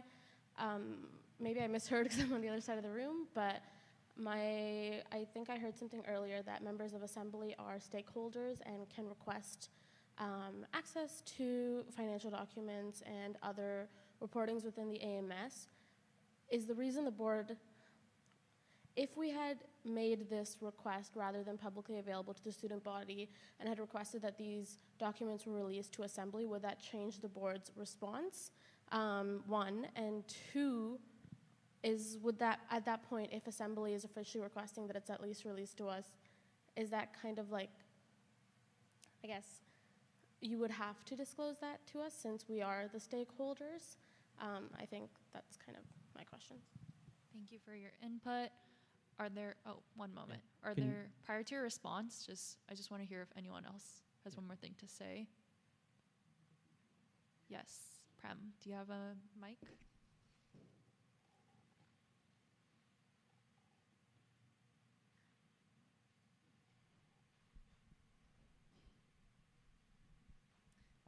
Prem Spooner Smith, Commerce Society President.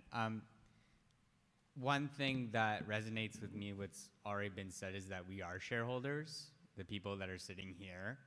And I think the intent of the original motion that's there on the screen was transparency. We, and by extension, have a duty to serve our constituencies and to be the most informed as we possibly can on these types of issues that impact students at large. So I think that I just wanted to preface by saying that.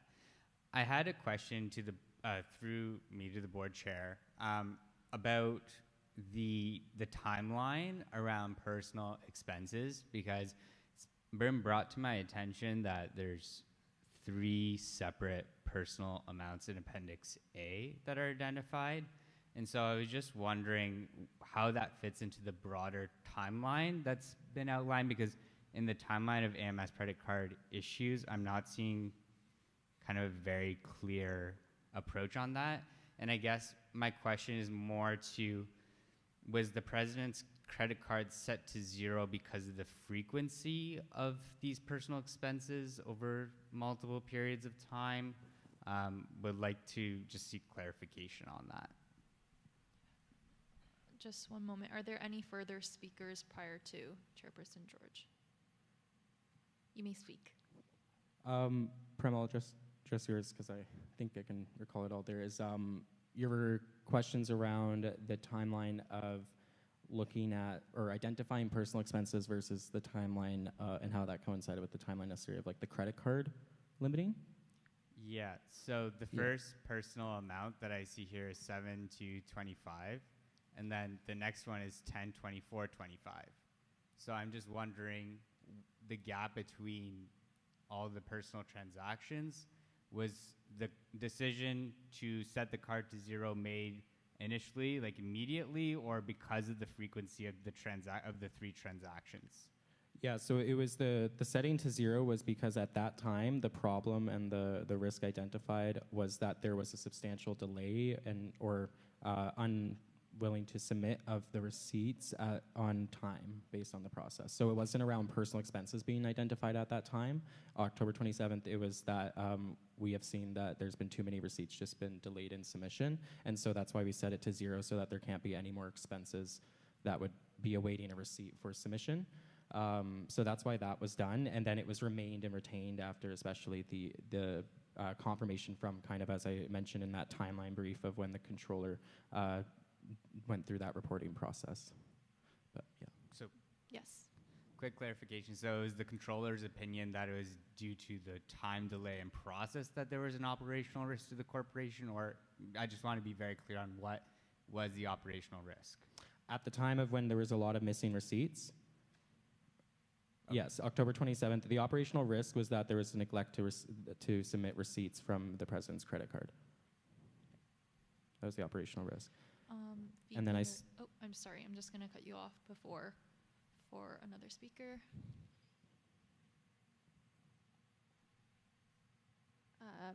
AMSV Popsner-Zinsky. Drayton is correct. The operational risk obviously is that there was a significant amount of receipts that were unsubstantiated, so there was spending happening under a credit card that we were not able to track and identify exactly what those purchases were. We could just see the dollar amount. The other risk is that there is HST attached to each transaction, obviously you guys know, and with that HST, we put in claims to the CRA for that HST. So if you don't have those receipts to be able to verify those purchases and what those purchases were, that's a significant risk to the organization. So that is a large part as to why the president's credit card was frozen, because we had a huge list of missing receipts and transactions that there was HST attached to, and that if the CRA were to audit us, it would open the door to significant issues. Are there any speakers? Yes. So, yeah, thank you for that clarification, and that helps certainly to just understand kind of the risk side of things, because I don't think that was initially clear to me. So is that kind of in writing somewhere that was kind of deemed the operational risk just for accounting purposes, or is this just like the statement from the controller that this is like her professional opinion as to what the risk was? Prior to the response, I'd just like to remind everyone that there's 2 minutes left of the discussion period. We can choose to extend it by 15 minutes once more. This is the second time, and as a reminder, 3 total times are allowed. Could I please get a mover, seconder, and now I'll call the question to extend the discussion period. Oh, yes, sorry. We can only do 15-minute periods up to 3 times. This is the second time. I'll call the question to extend the motion for the second time. Please raise your placards in approval. Those opposed? The discussion period has been extended by 15 minutes until 8:20 for the second time. You can continue your statement if you wish, Prem. Sorry, I just wanted to quickly finish and just say, was it those 2 reasons the main structural issue for the operational risk? And was that clearly identified in any documentation that AMS has in terms of learning from this issue? Because it seems like it's just like a larger systemic issue as well. So just wanted to gain clarity on that. I will comment on what I know. When the credit card was frozen, we were informed by the controller the credit card was frozen due to lack of receipts. and we were informed that one of the risks to that was, one, we're not able to tell what transaction, like what the transactions exactly were, and then that CRA component. So that's what we knew. I understand that when we did enter closed session on December 4th, the AMS controller did provide a presentation to the board. I don't know in terms of policy what I am and what I'm not allowed to say, but this presentation did outline that component that I just brought up. So, yeah, just in terms of documentation purposes, like it was brought forward to the board. I don't know off the top of my head if it's in A1, A2, or A3, but yeah. Thank you. Are there any speakers prior to? Yes. Alexis Paredes, NSHLAC Vice President Student Affairs. Thank you, Elena, for clarifying the operational risk. I was just wondering if the operational risk is now, as said in the memo, to be mitigated, why the president's credit card continues to be set to 0 for the remainder of the term. Yes. Because the situation got to the point that it did, we want to mitigate that risk from ever happening again, especially until actual controls are put in place and approved by the board and put into policy, just so we can solidify that and then have fallback to refer to, hopefully not, but should anything ever happen again with a corporate credit card. Are there any speakers for this discussion? Yes. Jordan Blinsky, Engineering Society President. I had another question for the board. It mentioned about the board not having authority for disciplinary or accountability actions over the executive. So I was just wondering, since it's delegated to Assembly, why couldn't/didn't the board submit a recommendation for Assembly for what to do going forward, especially if they didn't feel that the measures were sufficient for the actions that took place? Yeah, so sorry if I was unable to kind of make that clear in my long statement there. So our lawyer, like our legal opinion, had informed us that we cannot be doing that, nor inferencing on how to manage the executive or what decisions to make around that. So kind of back to Yvonne, I appreciate your concerns brought up and stuff, and I understand the frustration is from the board's kind of frustration is that it is not in our ability to hold the exec accountable. That's for the Assembly, and that's where it kind of gets that blurry line of right now, just because of the lack of policy of what, if Assembly were to authorize the board to be able to act on that as we are authorized to manage the corporate monies and stuff, and that's why those new policies that will be brought soonly to Assembly before the end of this semester, then that's when they will be like a lot more outlined and provided for the chair. Right now it's more so like if you're a chair, you're looking at your bylaws, your board policies, and you're seeing that it's explicitly saying no to not do that, that it all has to be done through Assembly. So that's why I wasn't able to necessarily do that, nor would the board be able to necessarily pass a motion to suggest anything of how to go about the situation, but we just needed to make sure that the information was accurate, detailed enough and thorough that it was like able to allow the Assembly to make any decisions or discussions that they would like.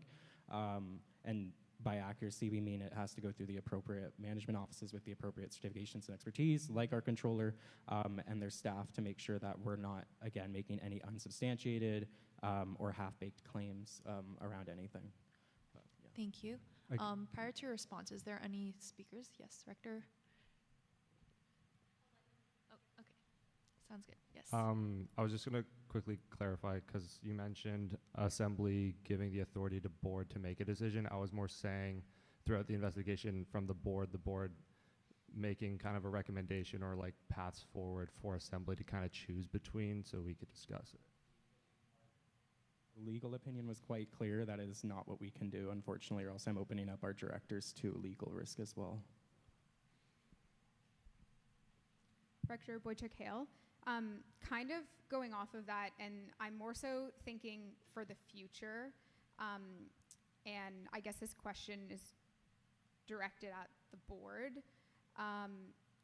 Do you think that there is a gap currently, and if there is, like, how do you square the circle when it comes to the oversight that Assembly has in holding exec accountable. As we know, like that is one of the levers that Assembly has. When the board might have information that they're contains in closed session, or that the legal counsel advises that they don't share, but it might have a direct impact in how Assembly would want to move forward on any given situation for any executive at any year. What is your thought on that? Yeah, I would say actually, I would agree there is a gap, and I tried to allude to that in the beginning parts of my statements. I was largely, in much of the board, we had to, and remaining management, act in this quite blindly for institution-wise, as there is no policies or direction, and it is kind of a gap between, because there is a trade-off, of course, of the Assembly being able to remain that full authority over decisions around their executive, in case if, say, an executive had very differing opinions on how to approach business, not necessarily around their professional actions, but on how to approach the board. And the board, we wouldn't want to be in a case where the board can just remove an executive that was duly elected because they just disagree with them. But then there's the balance of, we want to make sure that the board can give information that's accurate and up to par of what the law requires for the Assembly to make decisions. So that's where it's kind of the middle ground, or where we would hope to see futurely, is that credit card policy, executive discipline policy, that gives further interim measures for the board to be able to not only mitigate kind of corporate risk, but also be able to work with the society in raising any concerns with an executive. Thank you. Next speaker.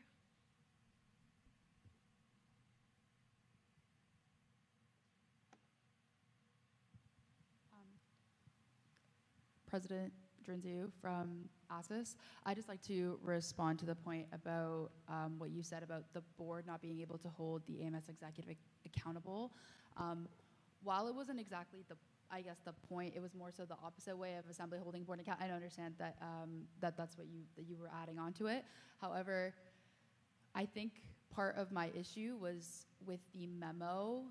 If that is the case, I think that the memo and part of my point that I was trying to mention earlier when I last spoke was mostly that the information that we're getting is partially in jargon, I would say. It's not exactly readable for the student body that is receiving it.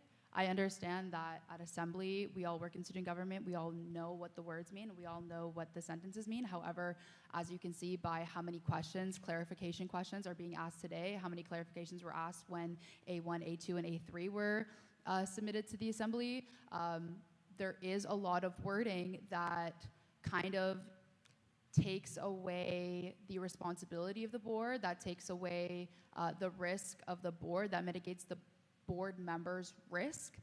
And I understand that as a person in student government, you're going to leave this role eventually, and then you won't be in it anymore, and whatever policies you implement or are implemented before you don't exactly affect you. However, while you're in this role and you're part of these systems that vote on these things and have responsibility over these things, I feel like the communication should be transparent and should be legible and should be honest. So to say that there was no risk or that the risk is gone, I don't exactly think is very, not that it's truthful. I know that what you mean, but in terms of to say that future risk has been mitigated, hasn't been mitigated yet, and I don't necessarily think that the statement about the funds being misappropriated was exactly, that way they weren't misappropriated was not exactly true.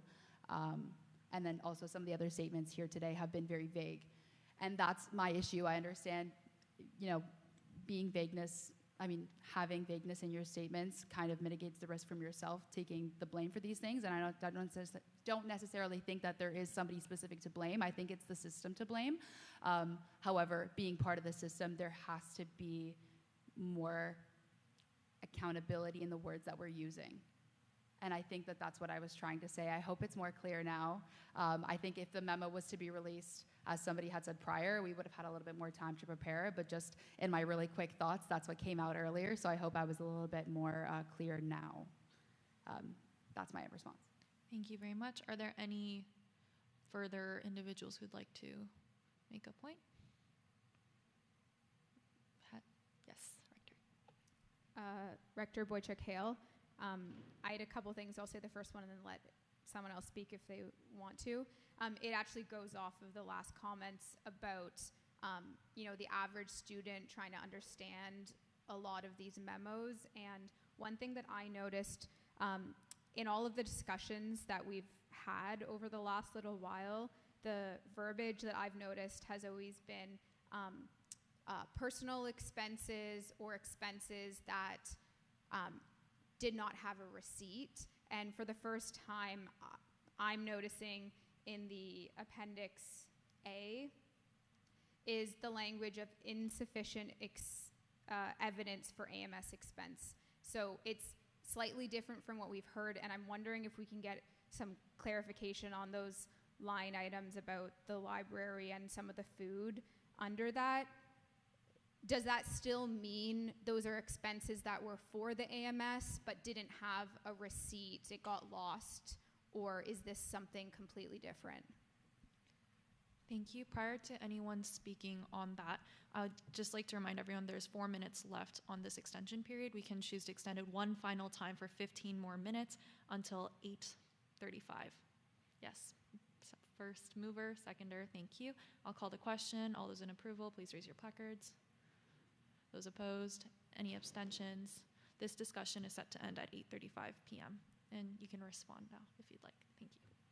So Nikki, you're asking how did we determine what's a personal expense versus what's an actual business expense? Exactly, and also just because the language has always been expenses without a receipt, and this sounds different, so just to clarify for the average students who are going to tune in or read this, what does insufficient evidence for AMS expense mean? How is that determined? Yeah.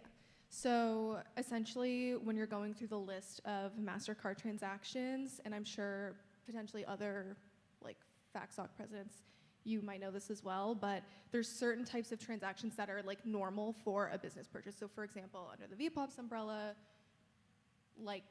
grocery deliveries for the AMS Food Bank, that's considered a average business purchase. You have a receipt to prove that. It's coded to the AMS Food Bank. You go about your day, everything's great.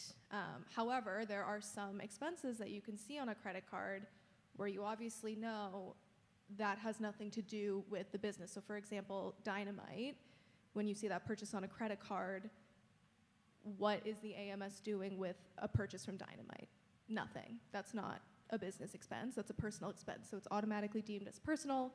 That is to be repaid back. And it is normal in corporations to have an individual accidentally use their credit card, especially if you have your card on your phone, but that is expected to be repaid back immediately, and the controller is expected to be notified immediately. When it's insufficient to be deemed as, insufficient evidence to be deemed as a personal expense, I believe, it's an expense that could be in line with a purchase. So for example, Costco, right? We do purchase items from Costco quite frequently, especially for ORT, for example. There's a lot of purchases from Costco, but maybe we don't have a receipt to prove what was in that purchase, so we don't know if that was actually used for ORT, for example, or if it was used for personal expenses. So I hope that provides a little bit more clarification. I don't know if anyone else wants to speak on that from the board, but. Thank you. Are there any speakers further for this topic? Yes.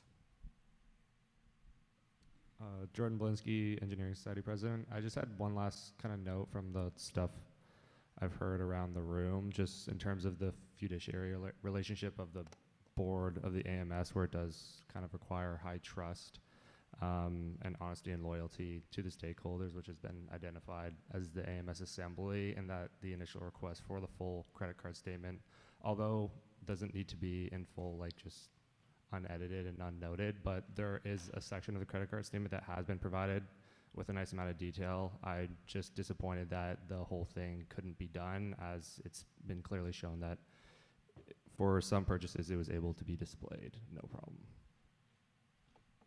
Thank you. Would anyone like to respond, or are there any further speakers for this topic? Yes. Please provide Prem with a microphone. Or, yeah.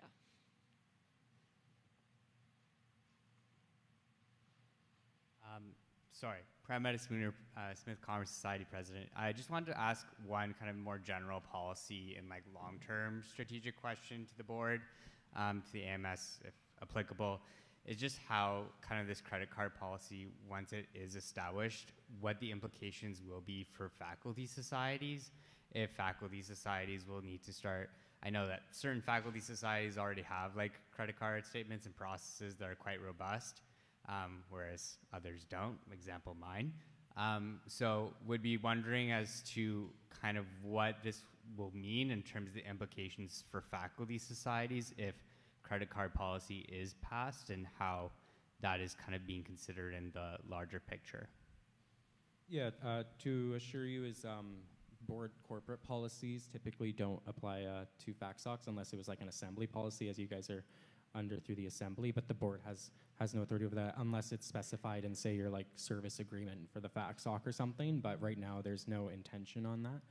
This is very much just to provide the framework for the AMS's ability to hold the executive accountable from the board's end, while also providing a clear guidance pathway for incoming board directors, board chair and vice chairs, to be able to kind of know where to go from there in this situation. Thank you. Are there any further speakers for this topic of discussion? Yes. Is there a microphone?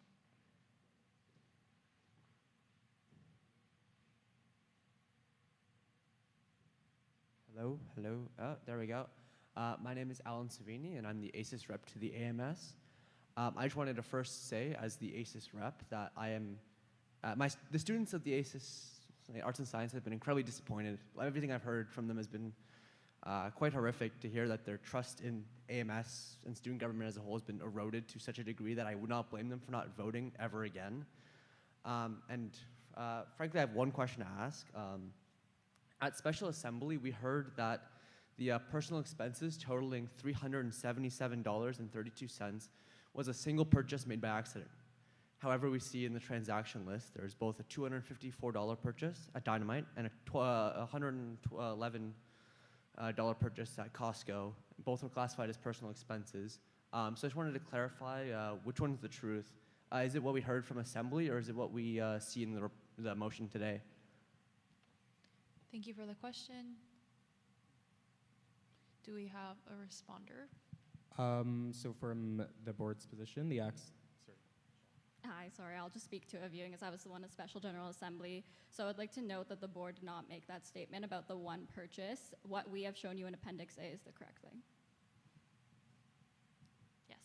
So then is it the board's position that what we were told in Special Assembly by the executive team is incorrect? That it was one purchase? Yeah. No, it's not correct. Perfect. Thank you. Thank you. Are there any further speakers for this discussion?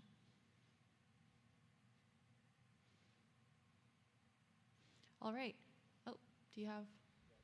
One thing is not necessarily rehashing anything is I understand the frustrations or the confusion or the criticism that I'm completely open to for kind of how the board or the board chair might have approached things. I do think the board and specifically the remaining management did do the best in the circumstances given the amount of information available to them at a given time.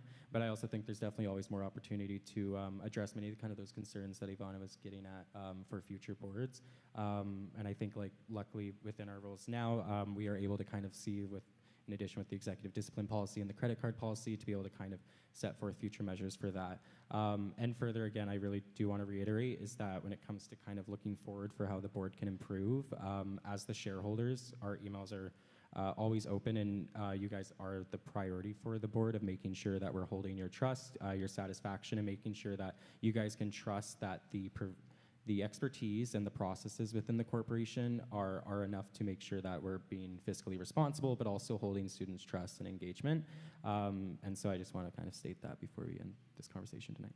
Thank you very much. If there are no further speakers, oh, yes.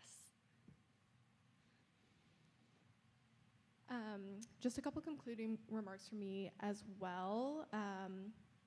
Alan, just in response to you, I don't believe it was the AMS exec team that stated that it was one personal transaction. I believe that might have been in the president's report, but I do just want to make that clear. I also want to say this entire process has been incredibly frustrating. And everyone sitting at Assembly right now, like, this is also not going to be the most eloquently put, but I am the one that presents the consolidated budget.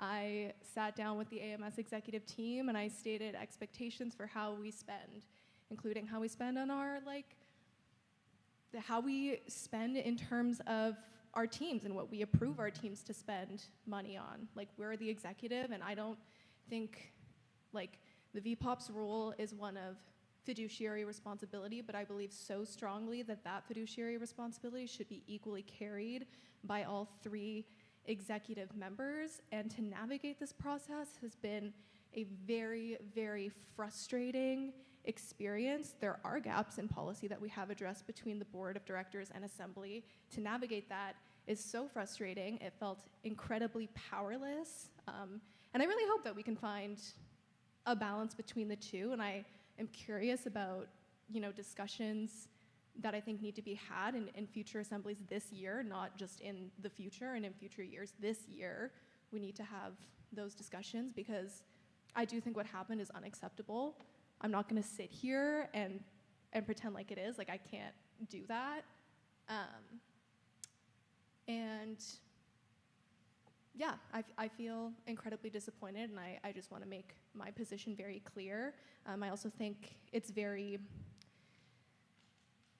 this is a very real consequence of potentially having AMS executive teams deslated, where you are not always aligned, and that can be a very frustrating experience regardless of the expectations that you set. But I think to not speak on that would be ignorant, especially in my position that I'm in right now. So thank you. Thank you. We're just going to come over here before getting back to you. Yes. Alexis Paredes, Vice President of Student Affairs for the Engineering Society. I just want to clarify that those two policies that the board has spoken of, the credit card and the disciplinary policy, will those be shared with Assembly upon their completion, just so that we can kind of see what has been learned and how the board plans to move forward on situations like this? Yeah, as I mentioned previously, the credit card policy would be a core policy, so it'd be available online, but it's not like I can't, in my report when that happens, I would likely just cover it and say you can check it out now. For the executive disciplinary one, as I mentioned with right now, all of that is intertwined across 3 documents, our constitution, bylaws, and any board policies, so those all have to be looked at. Constitutional amendments and bylaw amendments do have a different process that require, with the Constitution, a couple readings. But that's why, luckily, we do have the remainder months to be able to make sure that's done on time. And that would also similarly be, any amendment to the Constitution or bylaws would be very visible online and would be noted in any of my reports. But also, those pieces are brought to the Assembly or the corporate general meeting for any bylaw pieces. But yeah, does that answer? Thank you, and yes. Hello, perfect. Just wanted to clarify something about the one purchase versus 2. In the journal, to quote directly, America clarified that it was one full purchase that was like an accidental personal expense. That goes directly against what the motion presented here today has told us. Yeah.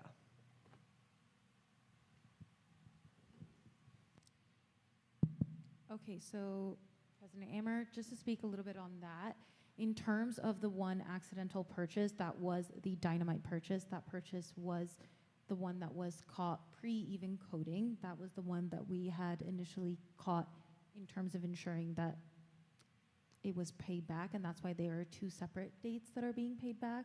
The other ones are anything in line that when we had done our review and once all the receipts could have been found, those are the other 2 that you're seeing there. Thank you. Thank you. Rector Boychuk. Is there a microphone available?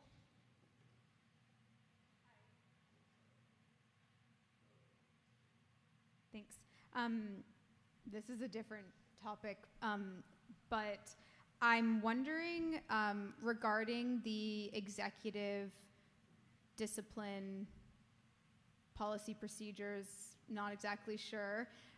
Considering that the student body at large, the AMS members, as well as AMS Assembly, both have mechanisms to quote unquote hold executives accountable, I would like to strongly recommend, and maybe somebody who has a vote would like to motion, that there is a thorough and open consultation period once the board develops their draft policy, where it is thoroughly discussed with AMS Assembly as well as open for public consultation, kind of similar to how our government works with their bills. Thank you. Would anyone like to speak? Yes. Is it possible? Oh, sorry. Is it possible I can motion for that? I'm sure the rector would have better language to use than, like, if they could repeat the motion, and I'd be happy to direct it. Would you like to word the motion? Yes. That the board of directors, in developing or revising the executive, Drayden, what's it called? The executive discipline policies, host a public consultation period that includes feedback and input from AMS Assembly as well as AMS members at large in an accessible manner. Thank you. And this motion was moved by Alan ASIS Savini. Rep. Yeah. Alan and seconded by HSS or President. And before we vote, I guess the reason why I'm saying that is I think it will help the AMS board understand what students want and prevent a policy passing and then students being upset with parts of the policy if we can make sure everyone is kind of in line before it's finalized. Prior to calling the question for this motion, are there any further speakers for this debate or not debate, discussion as it concludes in 3 minutes? Yes. Sorry, is there a time? Sorry, I'm not sure if I caught the timeline. If there is a timeline for the consultation period, because it would be helpful to have it probably this year. Could you please speak into the microphone? Sorry. I did clarify for the policy pieces, those have a target date of making sure they're in place before the board's end of their term and the incoming executive officially start. So for any, if this in theory motion passes, then it would have to occur in this semester. Okay, I was just wanting to seek clarification because I just want to make sure that consultations are done in a way that leaves enough time for accessibility requirements, especially if it's AMS members as well as members at large, because that's quite an extensive process, and I just want to make sure, given my history of not including timelines, that timelines are properly defined. Thank you. One final speaker, yes? Is there a microphone?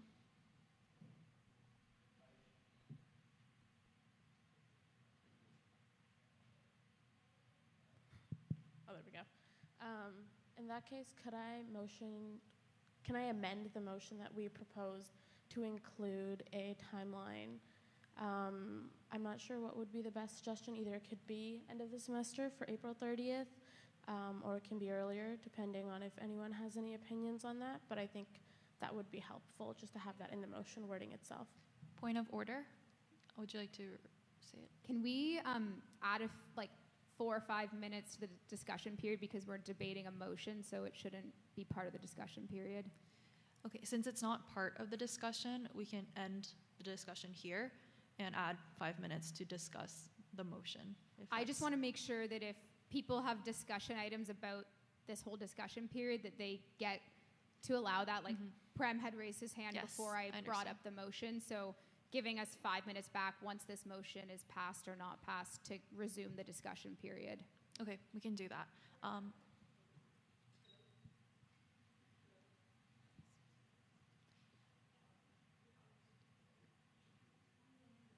Is this in regards to the motion? Uh-oh. Hello. Okay, I don't know if this is a point of information or a point of order, but the 3 times 5 minute discussion time is for rules of debate. And in the discussion section of the assembly policy, we have up to 20 minutes for discussion, which can be waived at the discretion of the speaker or by the approval of the majority of assembly. So we Yeah, actually so have more time for discussion. The 20 minutes is the initial discussion, which we already had, and then we added 15 minutes 3 times on top of that already. So that would be But the I believe limit. that 3 times 15 minute rule is only for the rules of debate according to this policy. So it looks like we can just motion to extend the discussion for as long as assembly sees fit. In the assembly policy that I have, it states that the speaker may decline an extension in the interest of time, but we can call a vote to extend it for 15 more minutes if everyone believes that is in the best interest of the discussion. I would be happy to call a motion I just for don't that. want to cut anyone off because, like Nikki had said, some other people had their hand up before that No, I motion was understand. raised. So.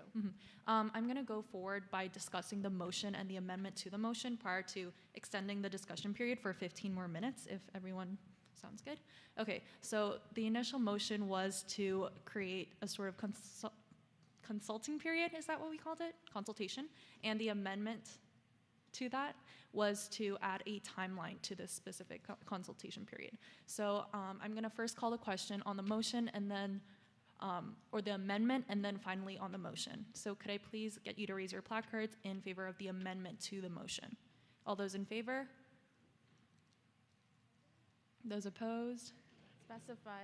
I was asking, like, Oh, I didn't. you wanted to discuss the timeline further? Yeah, I just wanted Okay. to add a timeline, but I wasn't sure what timeline would be feasible between, as Prem stated, we don't want to undershoot and not have enough time for adequate consultations, but at the same time, we want it to be completed in a timely manner. So I was hoping someone more knowledgeable than myself, maybe Nikki, could offer some advice.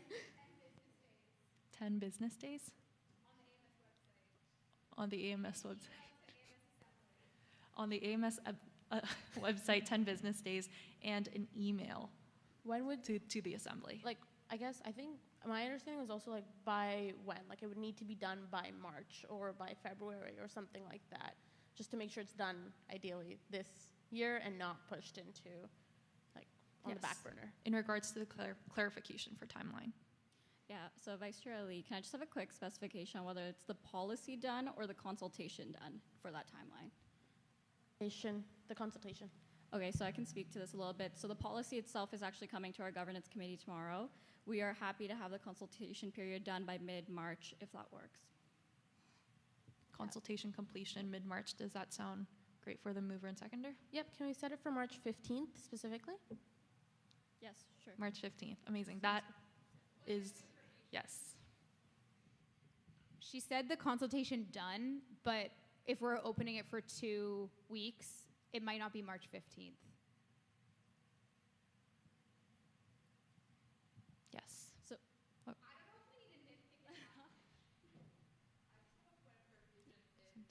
Just into the microphone. Sorry. Sorry, I just, point of clarification, or I guess point of inquiry, I'm not really sure what this is, but I just want to make sure that we have the consultation period done, I guess, before the last assembly. So that's with the March 15th date. I just want to make sure that whatever day we choose, that if anybody could The pull final up. assembly is March 24th. Okay, perfect. That was just what I was asking. Thank Okay. you. Yes.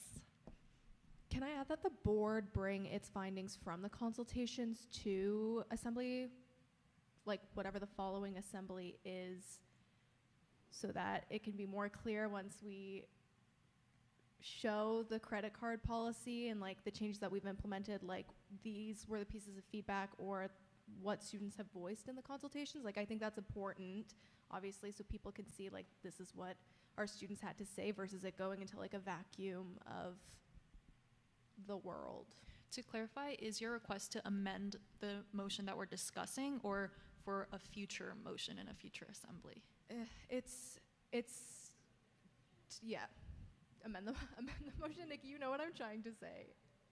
It's to amend the motion to add that we include, that the board includes like a summary of the feedback from the student consultations to assembly. Noted. Could we frame it as, going back to Nikki's, so consultations for 10 days, and it's the findings are brought to assembly for the first assembly in March. Can we bring it to March 10th, because the policy would need to be done by the 24th. So it's more so bring us the information from the consult. Last assembly is in April 2nd. Okay. So then bring the consult on the 24th and then the policy on the April 7th assembly? Would that work timeline-wise? For the April 7th assembly, for the consultation piece, that would be done and available for the assembly prior to, and then we would still have open consultation period for general students as well, even ad hocly if say they can't make the assembly itself, so that they can meet aside. Same thing goes for assembly members, of course. But yeah, and then it will just all come to the annual general meeting and the the assembly's general assembly, the society one, at the end of the year there in April as well for passing. Sorry, just clarifying. So the consultation would be during assembly or prior to? I think our request was to have the information conducted during the 10-day consultation period brought up and in a report format and communicated to assembly during assembly? Yeah, just so to clarify, Drayden, as we know, there's a lot of constraints when it comes to assembly and how we can discuss. The recommendation that I have is that it's you make the policy draft public on the AMS website, you notify students in a reasonable way, and you email assembly members, and perhaps you either provide a form Dropbox or give an email address so students and AMS assembly members can provide their feedback, so we're not going around in circles at assembly and you can hear it all, and then that information can get summarized into a report like VPOP's recommended, and that will probably be easier for timelines for the board as well. Are there any further discussions to make amendments for this motion? All right, I will now call the question on the first amendment, which is in regards to the timeline. So please raise your placards for timeline clarification in the motion. Those approved? Those opposed? Any abstentions? All right, the first amendment to the motion, which was the timeline, has been carried. So in terms of the second amendment, which was to bring the reports to the AMS assembly afterwards, I will call the question on that. So all those in favor, please raise your placards. Those opposed? Any abstentions? Okay, the second amendment is carried. So now I will call the final question on the amended motion. Please raise your placards in favor of this motion. Oh, I'll read it out.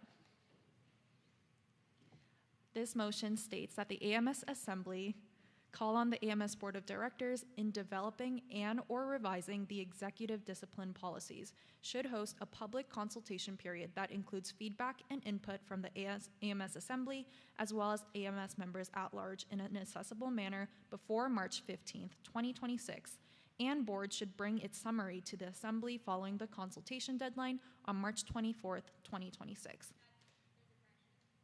Yes. So we don't need to say March 15th for timeline. We just need to say 10 business days will be the consultation period. And the report summarizing the feedback from the consultations will be delivered to the March 24th assembly. Because you might actually have more days than March 15th, yeah. So the clarification is 10 business days instead of March 15th on the amended report, or not report, motion I just read out. Should I just read it out loud? I'll read it out loud one more time. The motion states that the AMS Assembly call on the AMS Board of Directors in developing and or revising the executive discipline policies, should host a public consultation period that includes feedback and input from the AMS Assembly, as well as AMS members at large in an accessible manner within 10 business days after passing this motion. And board should bring its summary before 10 days? It's not within 10 days of the motion passing at board. It's the consultation period is open for 10 business days.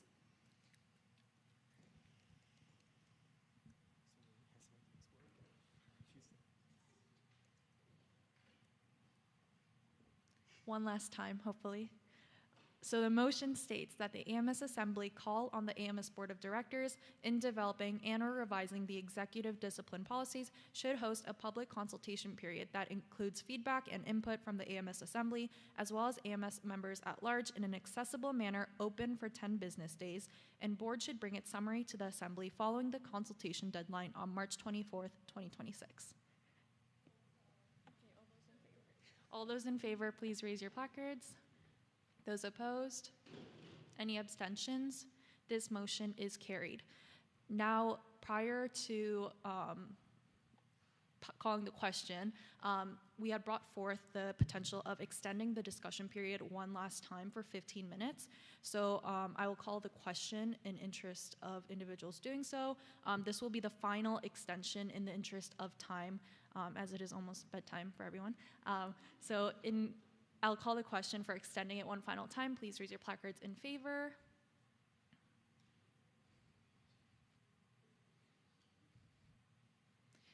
Those opposed?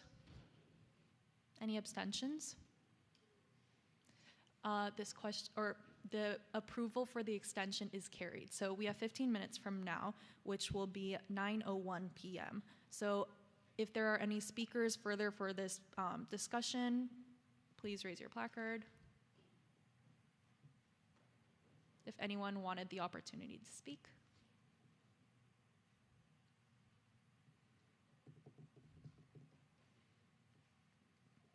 We just passed the extension, guys. All right, final call. Any more speakers for this discussion? I now call this discussion closed. Our agenda is complete. Thank you everyone for engaging. May I have a mover and a seconder for a motion to adjourn?